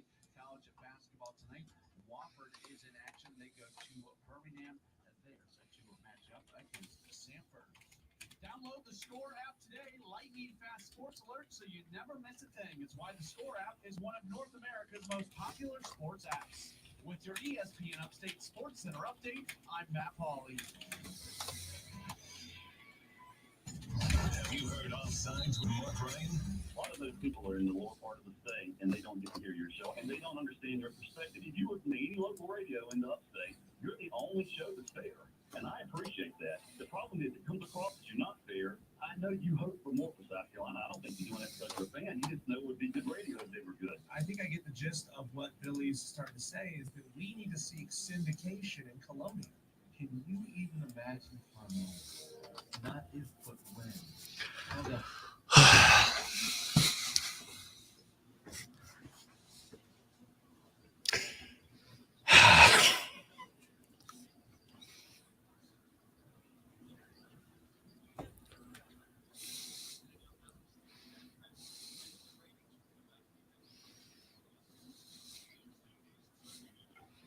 With Mark Ryan now 3 to 7 p.m. on ESPN Upstate. And now a message from your smart speaker. I know you're out there, touching things again, but who was there for you when you didn't want to touch anything? When all you had to do was ask, and you got all the information you wanted from a trusted source. Still the best way to stay in touch with upstate sports happenings. Go ahead, touch your nasty phone. See if I care. On air, on your smart speaker, or any smart device. And don't give me any of that it's not your free nonsense. This is ESPN Upstate. Warning. Check this out. An official Rob Brown lockdown. Represents being weird. Yeah. Unfiltered sports talk manufactured locally for the Carolinas. This is the Rob Brown Show. Yeah. Only on ESPN. The third, the fight of the best, the money hour of the Rob Brown Show goes now. This is ESPN Upstate. Welcome back, ladies and gentlemen. Rob, Lonzo, and you. Be a part of the show at 844-GSP-ESPN, 844-477-3776. Text us on the Preferred Home Services text line. That number is 71307. Start your text with ESPN. We will read them on the air like this one. What are the odds that Burrow gets high on Dre's supply after he wins the Super Bowl? I'm gonna say about 100%. That if Joey B could trade in the cigar for a fat rip with Dre and Snoop, he's absolutely doing it. And I don't think Joey B cares if you catch him or not. I love it.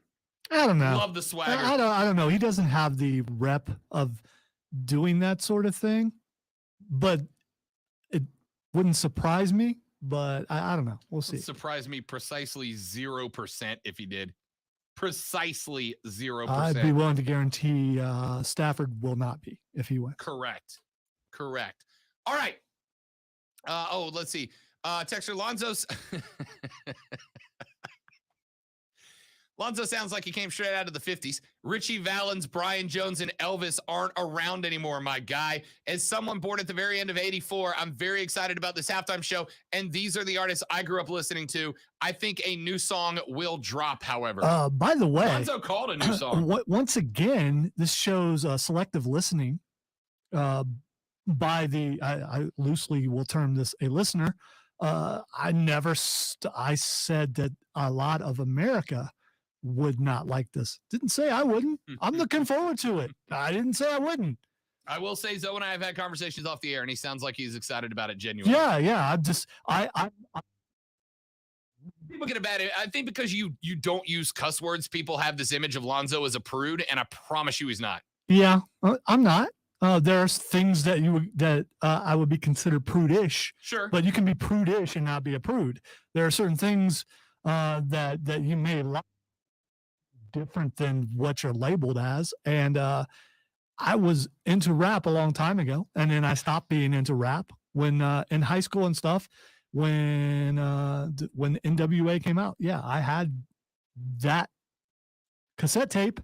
And I also had a 10 and an 8 in the back of my Camaro, which was bonded and bond up. And the bass would break off parts of the car every time I would stop at a stoplight or a stop sign.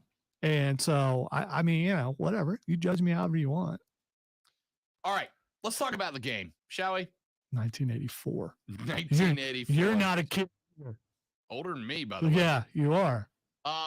Let's talk about the game. Super Bowl Sunday coming up. Cincinnati versus the Los Angeles Rams. First and foremost, the more I think about it, the concept of playing a Super Bowl at home, I don't think matters as much as people think that it does, right? Talked about the fact that we've had 56 Super Bowls now. Well, 55 and 56 is coming. And only the last two have seen a team play at home. I don't think it matters all that much, to tell you the truth. I don't think it's that big of a deal. I certainly don't think it's that big of a deal in LA, right? For a handful of reasons. I would probably feel different about it if there wasn't a 30-year span where the Rams were in St. Louis. Like if they had always been the LA Rams, I think you probably have a bunch more lifelong fans in tow, and maybe it's a little bit different. But you don't, right? You don't. This is a team that's been there 3 seasons now. And LA didn't have a team. I mean, I'm sure it's going to have a better fan base than some others, but not by much. On top of that, it's the Super Bowl. We showed you we showed you the ticket prices the other day. Cheapest that you're getting into the building right now, you're paying upwards of $5,000. Cheapest you can park right now, just park. You're paying $400 for a parking spot a mile and a half away from the stadium. $400 and you still got to figure out the last mile and a half. There are people, I read this yesterday, there are folks that live in the neighborhoods surrounding SoFi Stadium, Lonzo. Folks that live in the neighborhoods surrounding SoFi that are selling a spot parking at their house for upwards of $2,000 with the deal that they will drive you to and from the stadium. They will drive you, park at their house. They'll drop you off at SoFi. They'll come back and pick you up after the game's over, bring you back to your car. $2,000 to make that happen. I'm just curious about what the average income in that area is. So $2,000 may not really be that much of a deal to them. Not wrong. Not wrong. Still $2,000, right? Like that's on top of the upwards of $5,000 to sit in the nosebleeds at SoFi. You want to sit down low, you're paying like $14,000, $15,000 to be in the bottom bowl. It's ridiculous. Would I go if I had millions of dollars? Sure, but I don't, so I'm not. So I'm going to call it ridiculous. It's not a home field advantage, right? Because number one, there's rich people that like the Bengals too. Probably not as many. But the Bengals fans are a passionate fan base that have watched their team struggle in turmoil since what? 1982 was the last time the Bengals were good? They're going to show up too. I told you to end the last segment, I know it was kind of done in a jokey way, but the Bengals and the Rams both held Super Bowl prep rallies last night. The Bengals had to open up their stadium. They put $35,000 in. They put half of the attendance of a sold-out football game into their stadium for a Super Bowl pep rally. And it's an outdoor stadium, and it's cold and it was late afternoon on a work day. Yeah, and in the middle of winter. Yep. You got throw that out there too. Late afternoon on a work day, they put $35,000 into that building. The Rams held a nighttime pep rally. Nighttime. Granted on a work day, granted in LA. There are, and I pulled up the numbers earlier. Let me get them right here. The population of Cincinnati, Ohio, Lonzo, is 309,000 people. Bumps up to about 500 if you include some of the larger suburbs outside. But the population of Cincinnati, Ohio, is 309,000. The population of Los Angeles is 3.9 million people. They have well over 10 times the population of Cincinnati. Cincinnati, late afternoon, turned out 35,000 plus fans. Los Angeles, at night, with the team there, turned out about 500 people. This is not a home field advantage for Los Angeles. Not at least the way people want to make it out to be. It's a home field advantage in that they're in their locker room. They're playing on a field they played on 8 times this year. The backdrop isn't going to catch their eye because it's a new stadium like Cincinnati. That's the only home field advantage here. But at the end of the day, these dudes are NFL players, right? It's not going to have such an impact. It's not going to have such an impact that it messes up their overall game. Texter says, can you consider yourself rich if you like Skyline Chili? I mean, the Beverly Hillbillies had money too. Skyline Chili sucks. It's not gross. It's not good. Yeah. It's gross. And this is from I am a Buckeye true and true, but I'm from Columbus, not Cincinnati, and Skyline. No. If you brag about Skyline Chili, I just assume automatically you've never actually had good chili. See, I think a lot of people, it's one of those things that's it's from where I'm from, so I have to like it type things. I think a lot of people say they like Skyline, but I don't think they really do. It's gross. I had a bar back in Destin that prided itself on its Skyline Chili, and I literally asked the owner one day, why?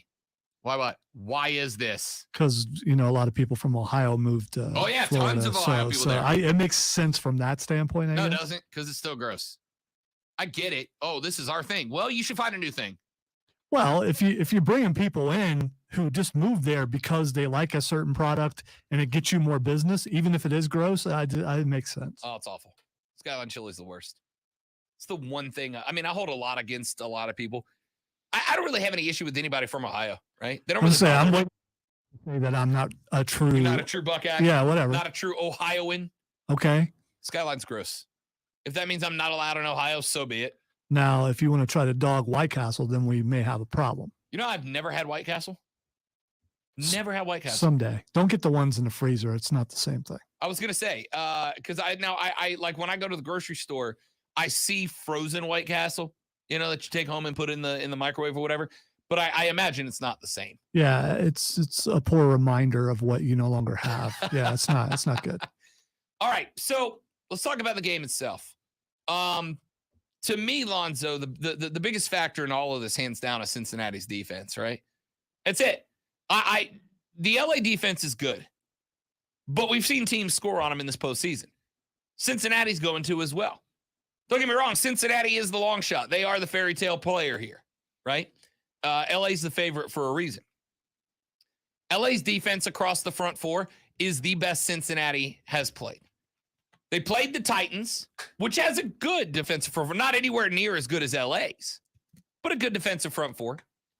And Joey B got sacked 9 times in that game. NFL record number of sacks. The very next week, the Bengals went up against Kansas City. Again, a respectable front four. Yeah, but are they though? I mean, you don't think they are? I mean, it's your team. You tell me. Yeah, they're okay, but always every season, it's what's wrong with Kansas City's defense for the first half of the season, and suddenly the defense is okay, and it's just usually the offense ends up scoring a whole lot more than the defense. And you can look at Cincinnati's defense; they didn't stop Kansas City. Patrick Mahomes had a bad second half. So I think if you look at it from that standpoint, you're right. Cincinnati's defense is the wild card in this whole thing. How are they going to play? Can they stop LA? I don't know if they can or not. I'm very interested to see what kind of game plan Sean McVay brings into this game. Does he rely on Matt Stafford? Or do they run the ball a bunch, right? Because Cam Akers has been up and down in the postseason. I think if LA puts the ball in the air more, I actually think they're going to do well. I don't know if I go run first. Now, the other aspect to go and run first here is, remember in that Tampa Bay game on the road at the Buccaneers, Lonzo Fumbles almost lost them that game. Right? Akers had, 2 down the stretch? Fumbles almost lost in that game. One more great play out of Brady. The Buccaneers come back, and they're playing for back-to-back Super Bowls. Fumbles almost cost in that game. I wonder if that changes the approach that Sean McVay has, right? Highest pressure situation, Cam Akers, who had been really good in spots earlier in that game. Cam Akers started dropping the ball. Started putting the ball on the ground. Does Sean McVay ask more out of Matt Stafford in this game than he did in the last one? In high-pressure spots, right? It's not like Stafford's not been throwing the ball. Well, if we're talking late in the game and it's a 3-point game with an LA lead and they want to be able to run the ball, does McVay ask a little bit more out of him to avoid putting the ball in the hand of Cam Akers? There is more pressure on Stafford in this game than there is on any other player in the entire Super Bowl because of legacy. I don't agree with that entirely. I think Stafford by getting to the Super Bowl has already shaken every narrative about him, right? If you were a radio show host who was claiming Stafford was a bust, was a waste, wasn't going to accomplish anything, was asking the Rams, why would you trade Jared Goff, a guy who's been to a Super Bowl, for Matt Stafford, a guy who has never won a playoff game? If you were a hypothetical radio host asking that question, that's already been blown out of the water just by making it to the Super Bowl in his first year out of out of Detroit. It has, but if you were also that hypothetical radio show host, then you would go to the next thing. Yeah, but he hasn't won the big one, the one that really counts. It's one thing to be able to take a much better team and win some playoff games, but this is the Super Bowl. I listen. There's pressure on both quarterbacks, right? Joey B probably less so in year number 2, but it's a certain. As they say. But yeah, you know.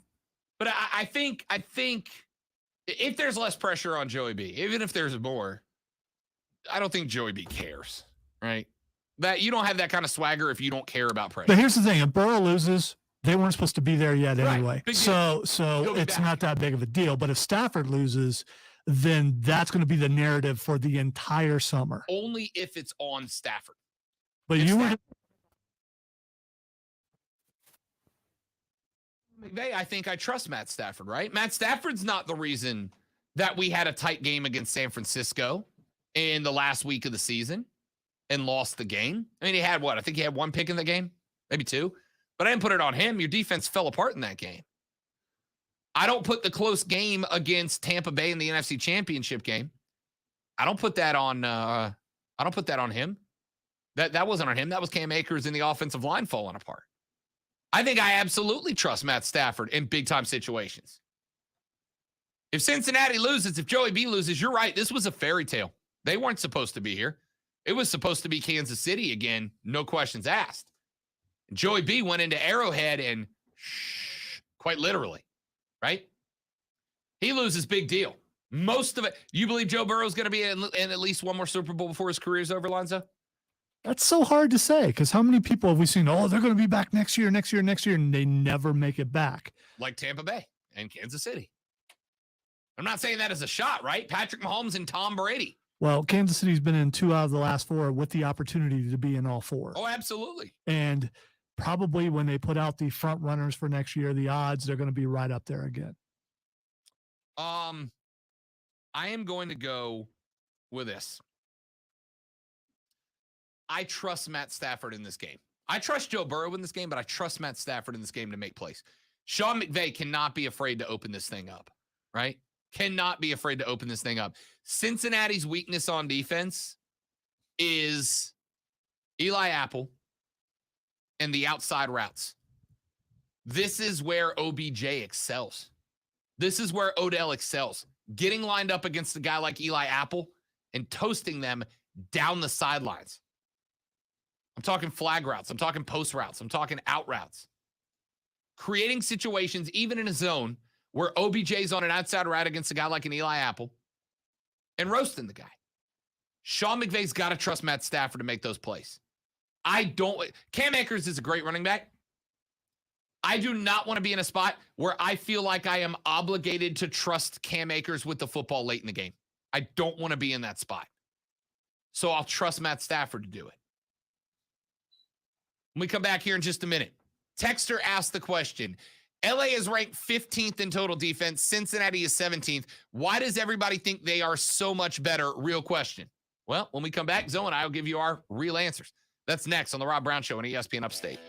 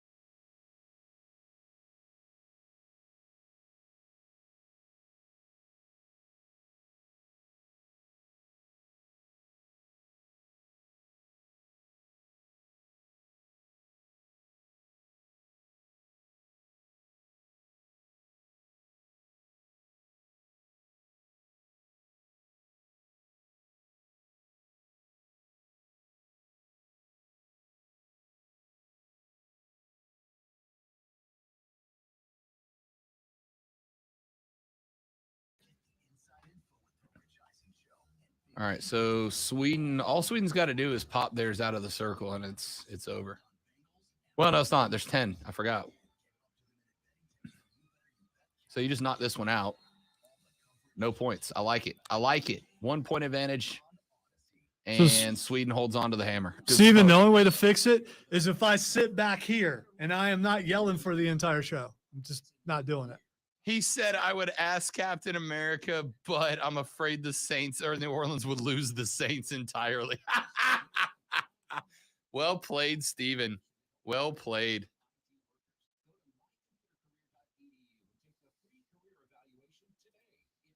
That's a good joke.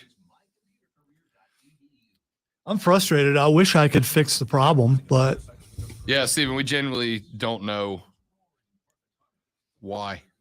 we believe it's on their end, but that's usually what you say when you can't figure out what's wrong on your end. Yeah, Captain America Chris Evans Hall has already looked at it multiple times and not been able to figure it out. And he usually figures out what the problem is like quick. Okay. Yeah, I could do that, Keegan. I could do that because you're right. It only happens when when I show some energy. Keegan asked Zoe to just be less passionate.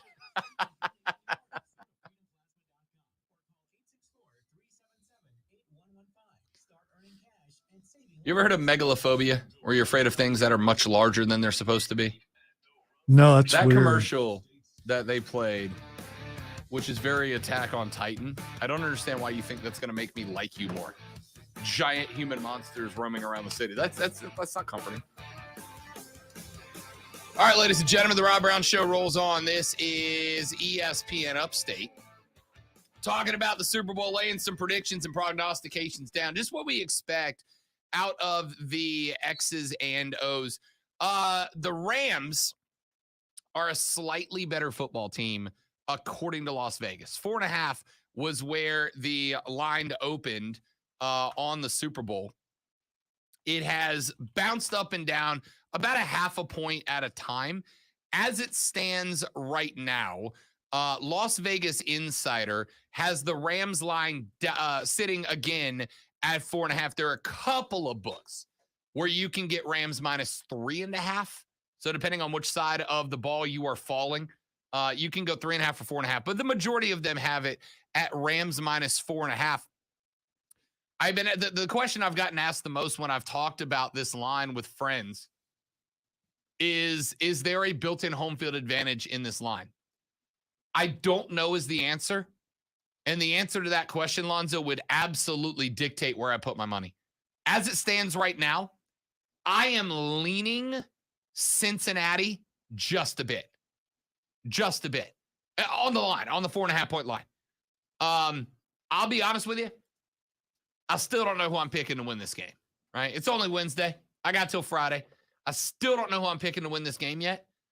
But on the betting line of Rams minus 4.5, I'm leaning Cincinnati to be just inside of that 4.5. Whether it's a win or not, I don't know, but they'll be inside of 4.5, I think.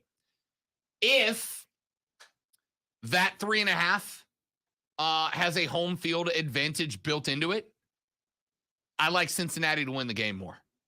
I absolutely, I know it's against Lonzo's creed, but I absolutely make my bet, my picks, my straight up picks based on Vegas lines. Not based on them, but they have a big influence on them, right? If I open a line and I see that Vegas has got a team picked by 10 to win, really good chance I'm picking that team outright to win on our lines competition. Really good chance I'm picking them outright. I put a lot of stock into Vegas lines. They know what they're doing. They get paid a lot of money to do this well. Doesn't mean they're always right. In fact, my two biggest payoffs this year were both upsets. Both where I went against Vegas. If there's a 3 built into this because they're giving Rams credit for home field, I like Cincinnati to win. If there's not, if Vegas just thinks it's 4.5, I know it's a cop-out, but it is what it is. That tells me that there's something there that makes LA the heavy favorite. Heavy. 4.5 in the Super Bowl is a big line, I think. Overall, I don't know that I'm touching this game. Overall, I don't know if I'm putting money on the final. It's close. It's close. Texter asked the question before we took a break. LA is ranked 15th in total defense and Cincinnati is 17th. Why does everybody think there's that LA is so much better? Real question. I don't know if people are saying that LA's defense is just that much better. I think they're saying when you consider the strength of LA's defense, which is their front four, and the number one weakness of the Cincinnati Bengals, which is what, Lonzo? What'd you say the Bengals' biggest weakness is? That would be their offensive line. Absolutely. When you look at the biggest matchup, LA's strength, their defensive line, it matches up directly with Cincinnati's biggest weakness, which is their offensive line. And I think that's why, right? Because Jalen Ramsey's job gets easier when Joe Burrow is going to be staring down the barrel of Aaron Donald the whole game. Coverage sacks aren't going to be a thing for LA in this game. They're just going to have sacks. Now, I don't know how many, because like I said, there was a drastic, noticeable improvement, I think, in Cincinnati's offensive line between the Tennessee game and the Kansas City game. Was that because Tennessee's front four is just that much better than Kansas City's? Lonzo says yes. I don't know if I 100% agree with that sentiment. I think Tennessee's defensive line is certainly better than Kansas City's. I'm not arguing with that. But do I think it's like worlds different? Worlds better? Not entirely. And Cincinnati's offensive line gave up 9 sacks against Tennessee. Still won the game, but gave up 9 sacks against Tennessee. How many times did you guys sack Joey Burrow? Wasn't it just once? It was like one time for 4 yards? If that, yeah. It was not a lot. No, it was either 0 or 1. Because they were remarking the entire time about how he was able to stay upright for the majority of the game. Don't get me wrong, a lot of credit to Joe B, because I think Joey B, after that Tennessee game, I think Joey B kind of got to the point where he's like, hey, I got to keep myself upright here. I got to keep myself upright. I don't think Kansas City put enough pressure on. I don't think they blitzed enough. Especially in the second half of that game. Oh, I've heard that a lot. I don't think that's a mistake that LA makes, though, right? I think LA is going to bring heat against Joe Burrow. I think LA is going to look at Joe B and go, all right, Tennessee got to him 9. Let's go get him 5. Let's go end a couple of drives with a sack. But that's exactly what I'm saying here, Texter. And that's our buddy Thomas that texted that question. He said, thank you, Robin. Your new dog is adorable. Yes, he is. Yes, she is. Thank you very much, Thomas. I think that ultimately the reason that you are seeing so many people talk about the defenses here as if LA's got a big advantage is because LA has a big advantage in that they're going up against Cincinnati's offensive line. But Cincinnati got better game to game after the Tennessee game. They look significantly better against Kansas City. Lonzo says that's because Kansas City did not apply the same amount of pressure. Vrabel turned the dogs loose for the Titans against the Bengals, didn't he? I mean, I think Joe Burrow faced more blitzes in that game than he faced all season. I don't have that statistic in front of me. That's just from having watched Bengals games and watching that. And maybe Kansas City looked at that and thought, well, okay, that didn't work. He got knocked down that many times. He still won the game, so we're just going to do something different, and it didn't work. Possibly. That is absolutely a possibility. But if you ask me which one of these two defenses do I think is going to end the game with more sacks, if that's the prop what we're doing, easy Los Angeles, right? And I think, Thomas, that is why so many people are talking about St. Louis's defense. You're right. Cincinnati, number 1 defense in the NFL at the end of the regular season. Has not been as good in the playoffs, but not bad. So why are we talking about LA's? Because LA's offensive line behind Andre Whitworth and company is just better. It's just better. And I think LA with Cam Akers back there, if he holds on to the football, has a better ability to get the ball from out behind a collapsing offensive line than Cincinnati does. Joe Mixon's done well in some big spots in the face of pressure. But Akers is slippery. Akers reminds me a lot of Work Done. Remember when Work Done used to run for the Falcons? I used to get so damn frustrated as a Saints fan with Work Done. Because Warwick Dunn had this crazy ability, Lonzo, where you'd have the scrum. Warwick Dunn would like pop into one end of the scrum and just squirt out the other for 15, 17, 18 yards consistently. Akers kind of reminds me of that a little bit. He's not as good as Warwick Dunn was at that, at getting through tackles, but he's pretty good at it. And that I think is a huge advantage. But ultimately, I think the Cincinnati offensive line is the X factor here. If they can keep the Los Angeles defense at bay, it's only been 3 years, Lonzo. You can't expect me to get used to it by now. If they can keep the LA defensive line quiet in this game, the chances that Cincinnati wins this game skyrocket. Skyrocket. I just don't know if they can. Y'all know the phrase I've used so many times. It drives a lot of you crazy. It's very simple to stop a train, isn't it? Stand in front of it and push real hard. It's not the theory that gets you in trouble. It's the execution. Most NFL coaches can come up with a good game plan to win a game. It's about the execution of that game plan. Can they get their guys set up to execute it? Stopping the defensive line of St. Louis, of Los Angeles, is very easy. Stand in front of them and block hard. That's Aaron Donald over there, Jack. It ain't that easy to execute. Let's take a break. We'll come back here in just a minute. Wrap this whole bad boy up. Rob Lonzo, you. This is ESPN Upstate.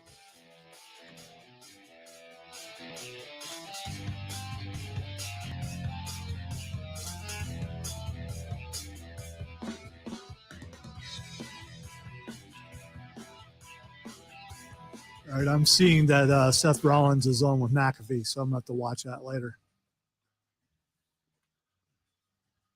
It looks like he's staying in character, too, and he's wearing one of those suits. Looks like somebody's curtains. I just tweeted, Carmelo Anthony, NBA athlete and verified man, likes wrestling. Take that, other show. I'll see if that one comes back to bite me.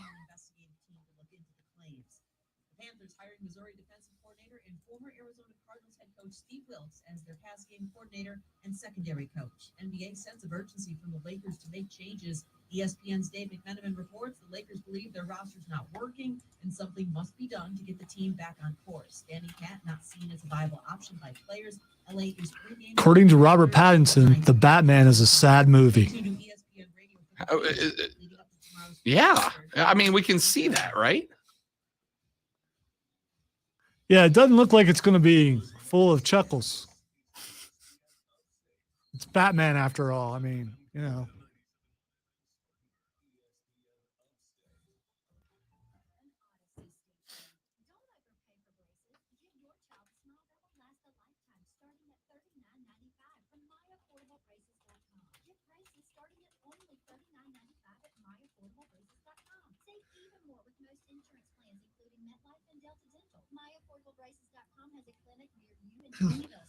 So where I'm in between games, sometimes I just feel like building. And since I have mods on for Fallout 4 too, I have spent like probably 8 game playing hours just in Sanctuary and haven't left because I can get rid of almost every building except for 2 because there's some sort of glitch where I can't get rid of the 2. Yeah.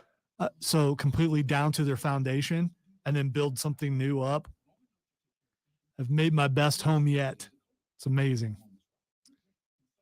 I'm up to like level 29 and haven't left Sanctuary, which is the first place that you go. Because building, if you have unlimited materials and you can, there's a mod to stop the height thing where you can go really high, and you can get an elevator that has like 4 levels on it and you can go all the way up, and it's just, yeah. So I've just been building. I go in spurts on stuff like that. Do you find that you get really into building something for a while, and then after a while, one day you're just like, I don't want to do this anymore. And right. And I know I can always come back to it. Yeah. I built, and this will surprise you, a wicked bar. It says bar on it. Once you take the food cellar up to its highest level, it says bar on the front. So I built have a completely glass all the way around it. Got tables, booths. A bar. And then I have this mod where you can put down like this, I don't know, 16 by 16 pad and make that a guard post. So I have a security guard posted out front. Pretty proud of that one. Every time I walk by and she's standing out there with her gun out. Just in case someone decides to get rowdy. I also have nothing but laser turrets all the way around the thing. Nothing but what? Laser turrets. Oh, okay. So if one thing attacks, it's just going to be nothing but disintegration. But yeah, I get in building moods, and there's no way I'm playing a certain blocky game where you build things and everything looks like a block. Noted anti-Minecraft player, Lonzo. Yes, I do not like the art style. I did go back to Skyrim for a little bit and was like, man, this looks amazing. Because they just had another upgrade for something, and I think it improved things more. Or it's just I was playing games that didn't have that kind of detail. I'm trying to decide if I want to buy Elden Ring or not. But it's probably going to be really hard, like Dark Souls and all those games. And I haven't beat one of those games ever. If you ever played Dark Souls or anything like it? I know of it. It's like one of the hardest. Yeah, I've beaten a game similar to Dark Souls. I forget what it was called. Dark Souls doesn't do save points, right? If you die, it's back to. You die, all the enemies come back. Yeah. Yeah. So it's a matter of patterns of. Yeah. So you got to make sure and if you rest, they all come back.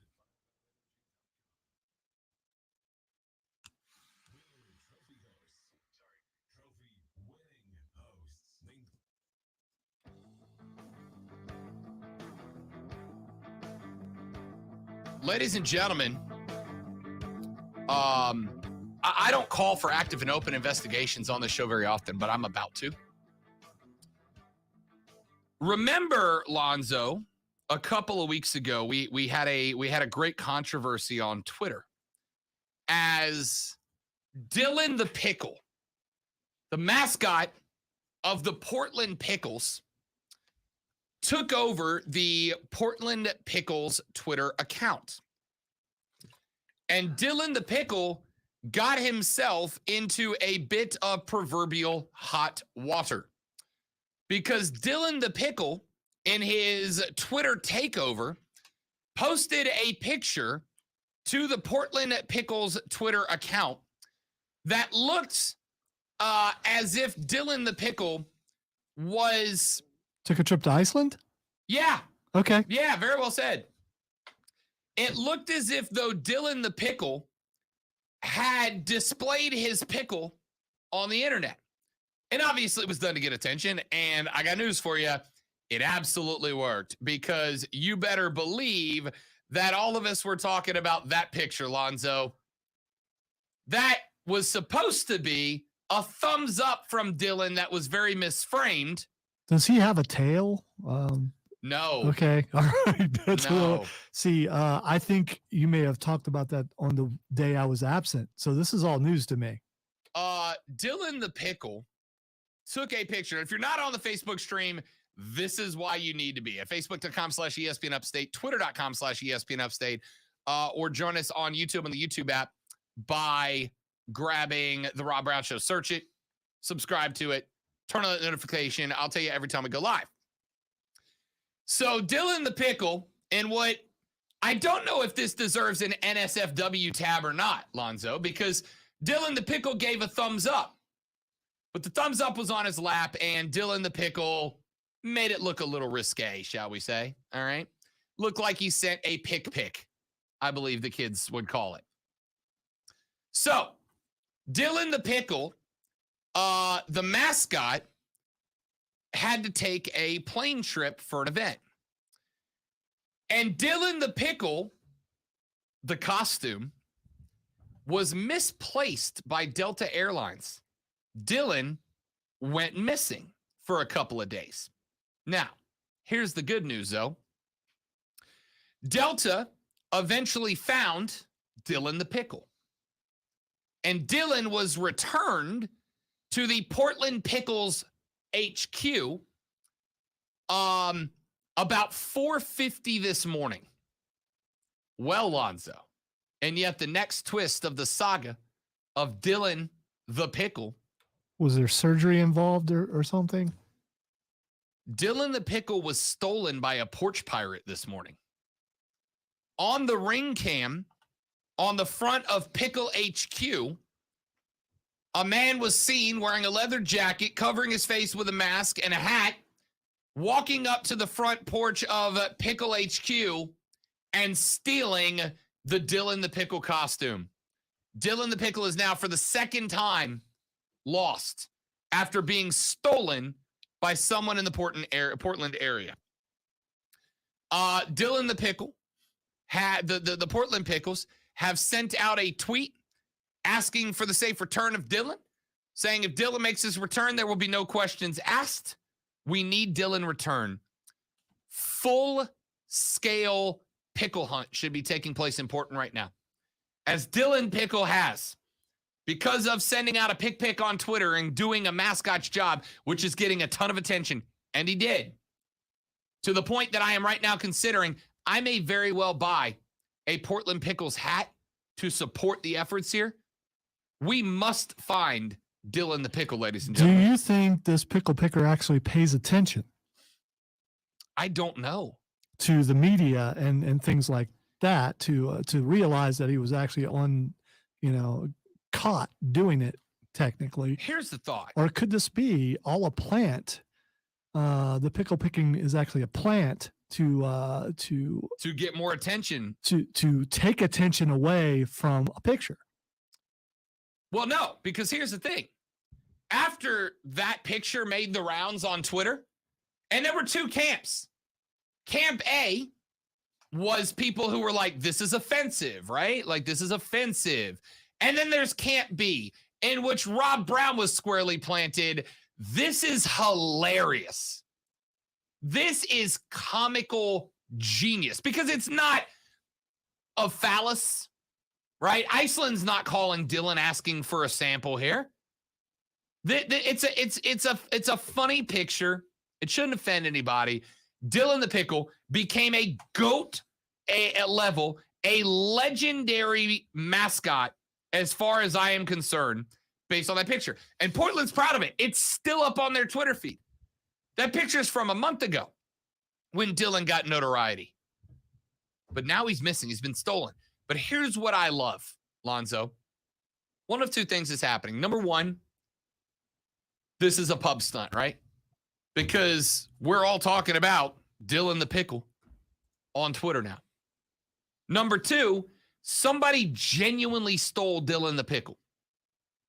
In which case, though, a thief made his way home with the bag, got home, unzipped the bag, thinking to himself, man, this is a hefty bag. This must be a hell of a score. Opened the bag and was greeted by the cold, dead eyes of a pickle head and hat staring back at him, and immediately went, uh-oh.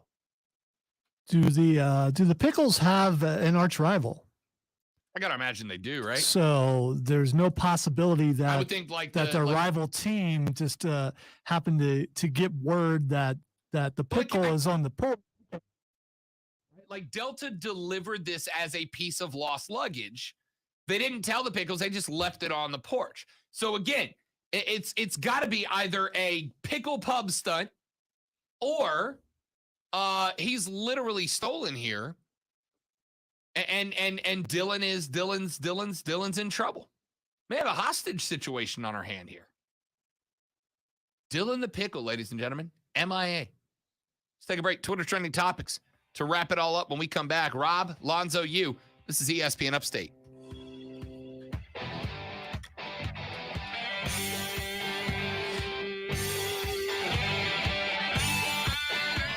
Guys, I've been riding motorcycles for about 7, almost 8 years at this point, and I will tell you, it is my favorite thing, okay?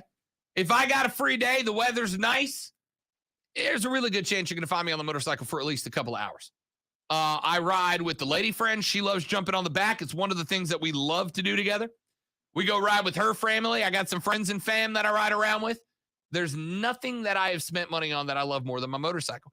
There's only one regret that I have about my motorcycle, and it's that when I decided to buy, I wasn't here in Greenville, and I couldn't go work with my friends at Harley-Davidson of Greenville who make the buying experience as easy as it can be. I've talked to a couple of people who have bought their bikes from Harley, and the thing that they have said is they were blown away at how easy the process was from start to finish, to find the bike they wanted, to buy the bike they wanted, to get the financing for the bike that they wanted, to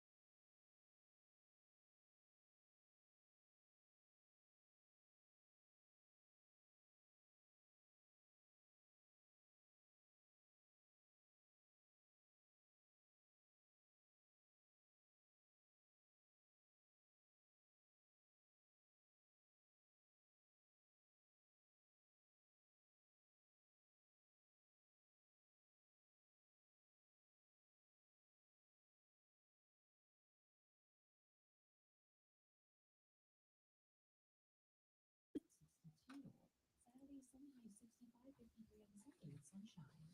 Meteorologist Jennifer Richardson from ESPN Upstate. Careful, 6:58.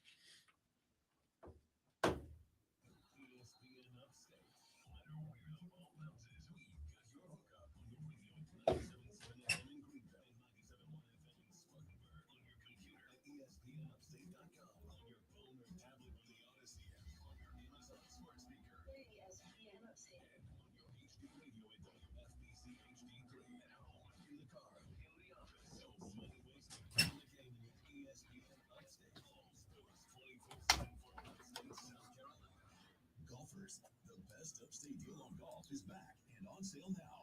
The 2022 Upstate Golf Card gets you a round of golf at 10 premier upstate courses, and it's still only $99. Grab your foursome and get your Upstate Golf Cards now to play courses including the Preserve at Bidet, Willow Creek, Legacy Pines, Carolina Springs, and more. Order at the upstategolfcard.com. Oh, lived on the edge. Living on the edge. Washington is an actor, director, and producer who is known for outstanding screen performances. He is the second African-American actor in history to win an Academy Award for Best Actor in a film Training Day. He continues to shape Training Day, such a great movie. Such a great movie. Oscar-nominated film Faces. Celebrating black artists, athletes, and trailblazers all month long. More on the Odyssey app. Mr. Clean, Mr. Clean.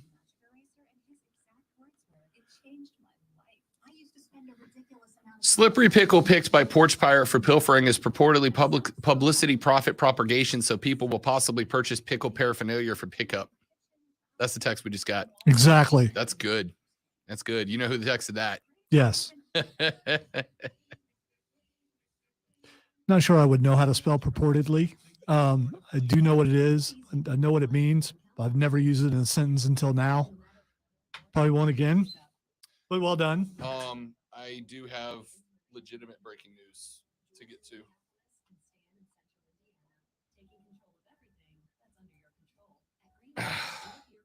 Experienced branch staff at over 250 locations, so you get the product you're looking for.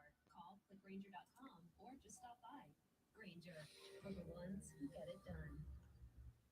Making Moves is brought to you by LinkedIn Jobs.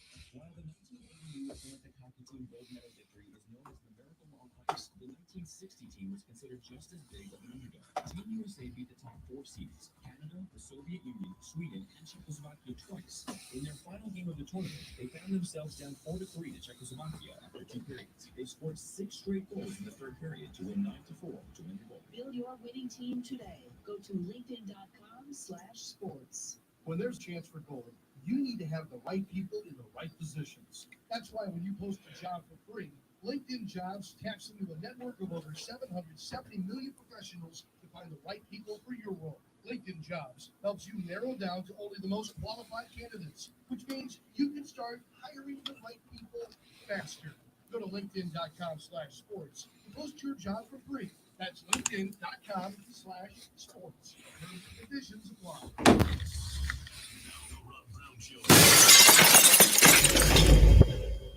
That was very dramatic. Appropriate, correct, and dramatic, ladies and gentlemen. Earlier in the show, we informed you that the Carolina Panthers would be losing another coach today. We found out that the Las Vegas Raiders have hired away from the Panthers their defensive backs coach and defensive passing game coordinator, Jason Simmons. Well, just moments ago, it has been broken. What a hire. How about this? Former NFL head coach Steve Wilks has just been hired by the Panthers to serve as their new defensive backs coach. That is some serious NFL experience. Wilks is a Charlotte native. He interviewed for the New York Giants defensive coordinator job. ESPN's Adam Schefter reported that job is going to go to Don Martindale. Wilks spent last season as the DC for Missouri. The 52-year-old coached the secondary at Carolina back from 2012 to 16 before he was promoted to defensive coordinator in 2017. The next year, he was hired as the head coach of the Arizona Cardinals. Remember the controversy from the Brian Flores website from the Brian Flores lawsuit, about that, was that Wilks was hired for the Arizona role, spent 1 year with Josh Rosen as his rookie quarterback before he was released by the Cardinals and relieved of those duties. The GM stayed, Cliff Kingsbury came in, took the job, et cetera, et cetera. But Wilks was thought very highly of for that job, was thought very highly of as a coordinator for other jobs, and has accepted a job with the Panthers. So whatever negativity we had earlier about losing Jason Simmons, thinking, okay, as this coach is getting out of Dodge, Wilks coming to take this job, Lonzo, I think is the exact opposite of that. By the way, I had that on Twitter trending topics. I had just written that down. So, I mean, well, there you go. We're on the same lines there. Absolutely nailed it. Is this a precursor to is this guy the next coach of the Carolina Panthers? If the next head coach. If Matt Rule is let go, I got to think he jumps right to the top of the candidacy list, right? Like if Matt Rule does not have a year, I got to think Carolina immediately interviews Steve Wilks. He's got experience. Is this a Matt Rule hire, or is this the top going, hey, we need a how about Steve Wilks? I think that this is a cat that you can take if you can get him, right? Yeah. I mean, he was out there interviewing for other defensive coordinator positions. This isn't just a stopgap measure because you need a body in that office. This is a guy who was interviewing for DC jobs before he took the job as your DB coach. That's a big pickup, and I think it works for both ends. For Rule, he gets an experienced coach to run the DB to help him put together defenses, a guy who knows it, who has done it. On the flip side, if you're David Tepper, if you do have to fire Matt Rule at the end of next year, your number one candidate is already in the building now. I like it. And on top of that, because this is a part of the story, if the Brian Flores lawsuit pushes further, and after Roger Goodell said we're not doing enough to hire minority candidates, you got one right in the front office that could very easily step into Matt Rule's office and get you a little goodwill there. All right, real quick before we jump back. Who's going to show up on Oh, no, I'm going between Keith Lee and Bray. Screw it. I want it to be Bray. I'm going to say Bray. I'm going to say Bray Wyatt shows up. Hey, hopefully we're both right. I would love it. That's it for us, ladies and gentlemen. Texture says, slippery pickle picked by Porch Pirate for pilfering is purportedly publicity profit propagation, so people will possibly purchase pickle paraphernalia for pickup. Well done, Stathakis. Mark Ryan, Diesel, up next with Offside. Y'all have a great rest of your day. I'm Rob. He's Lonzo. This was the Rob Brown Show on ESPN Upstate. Later, brother.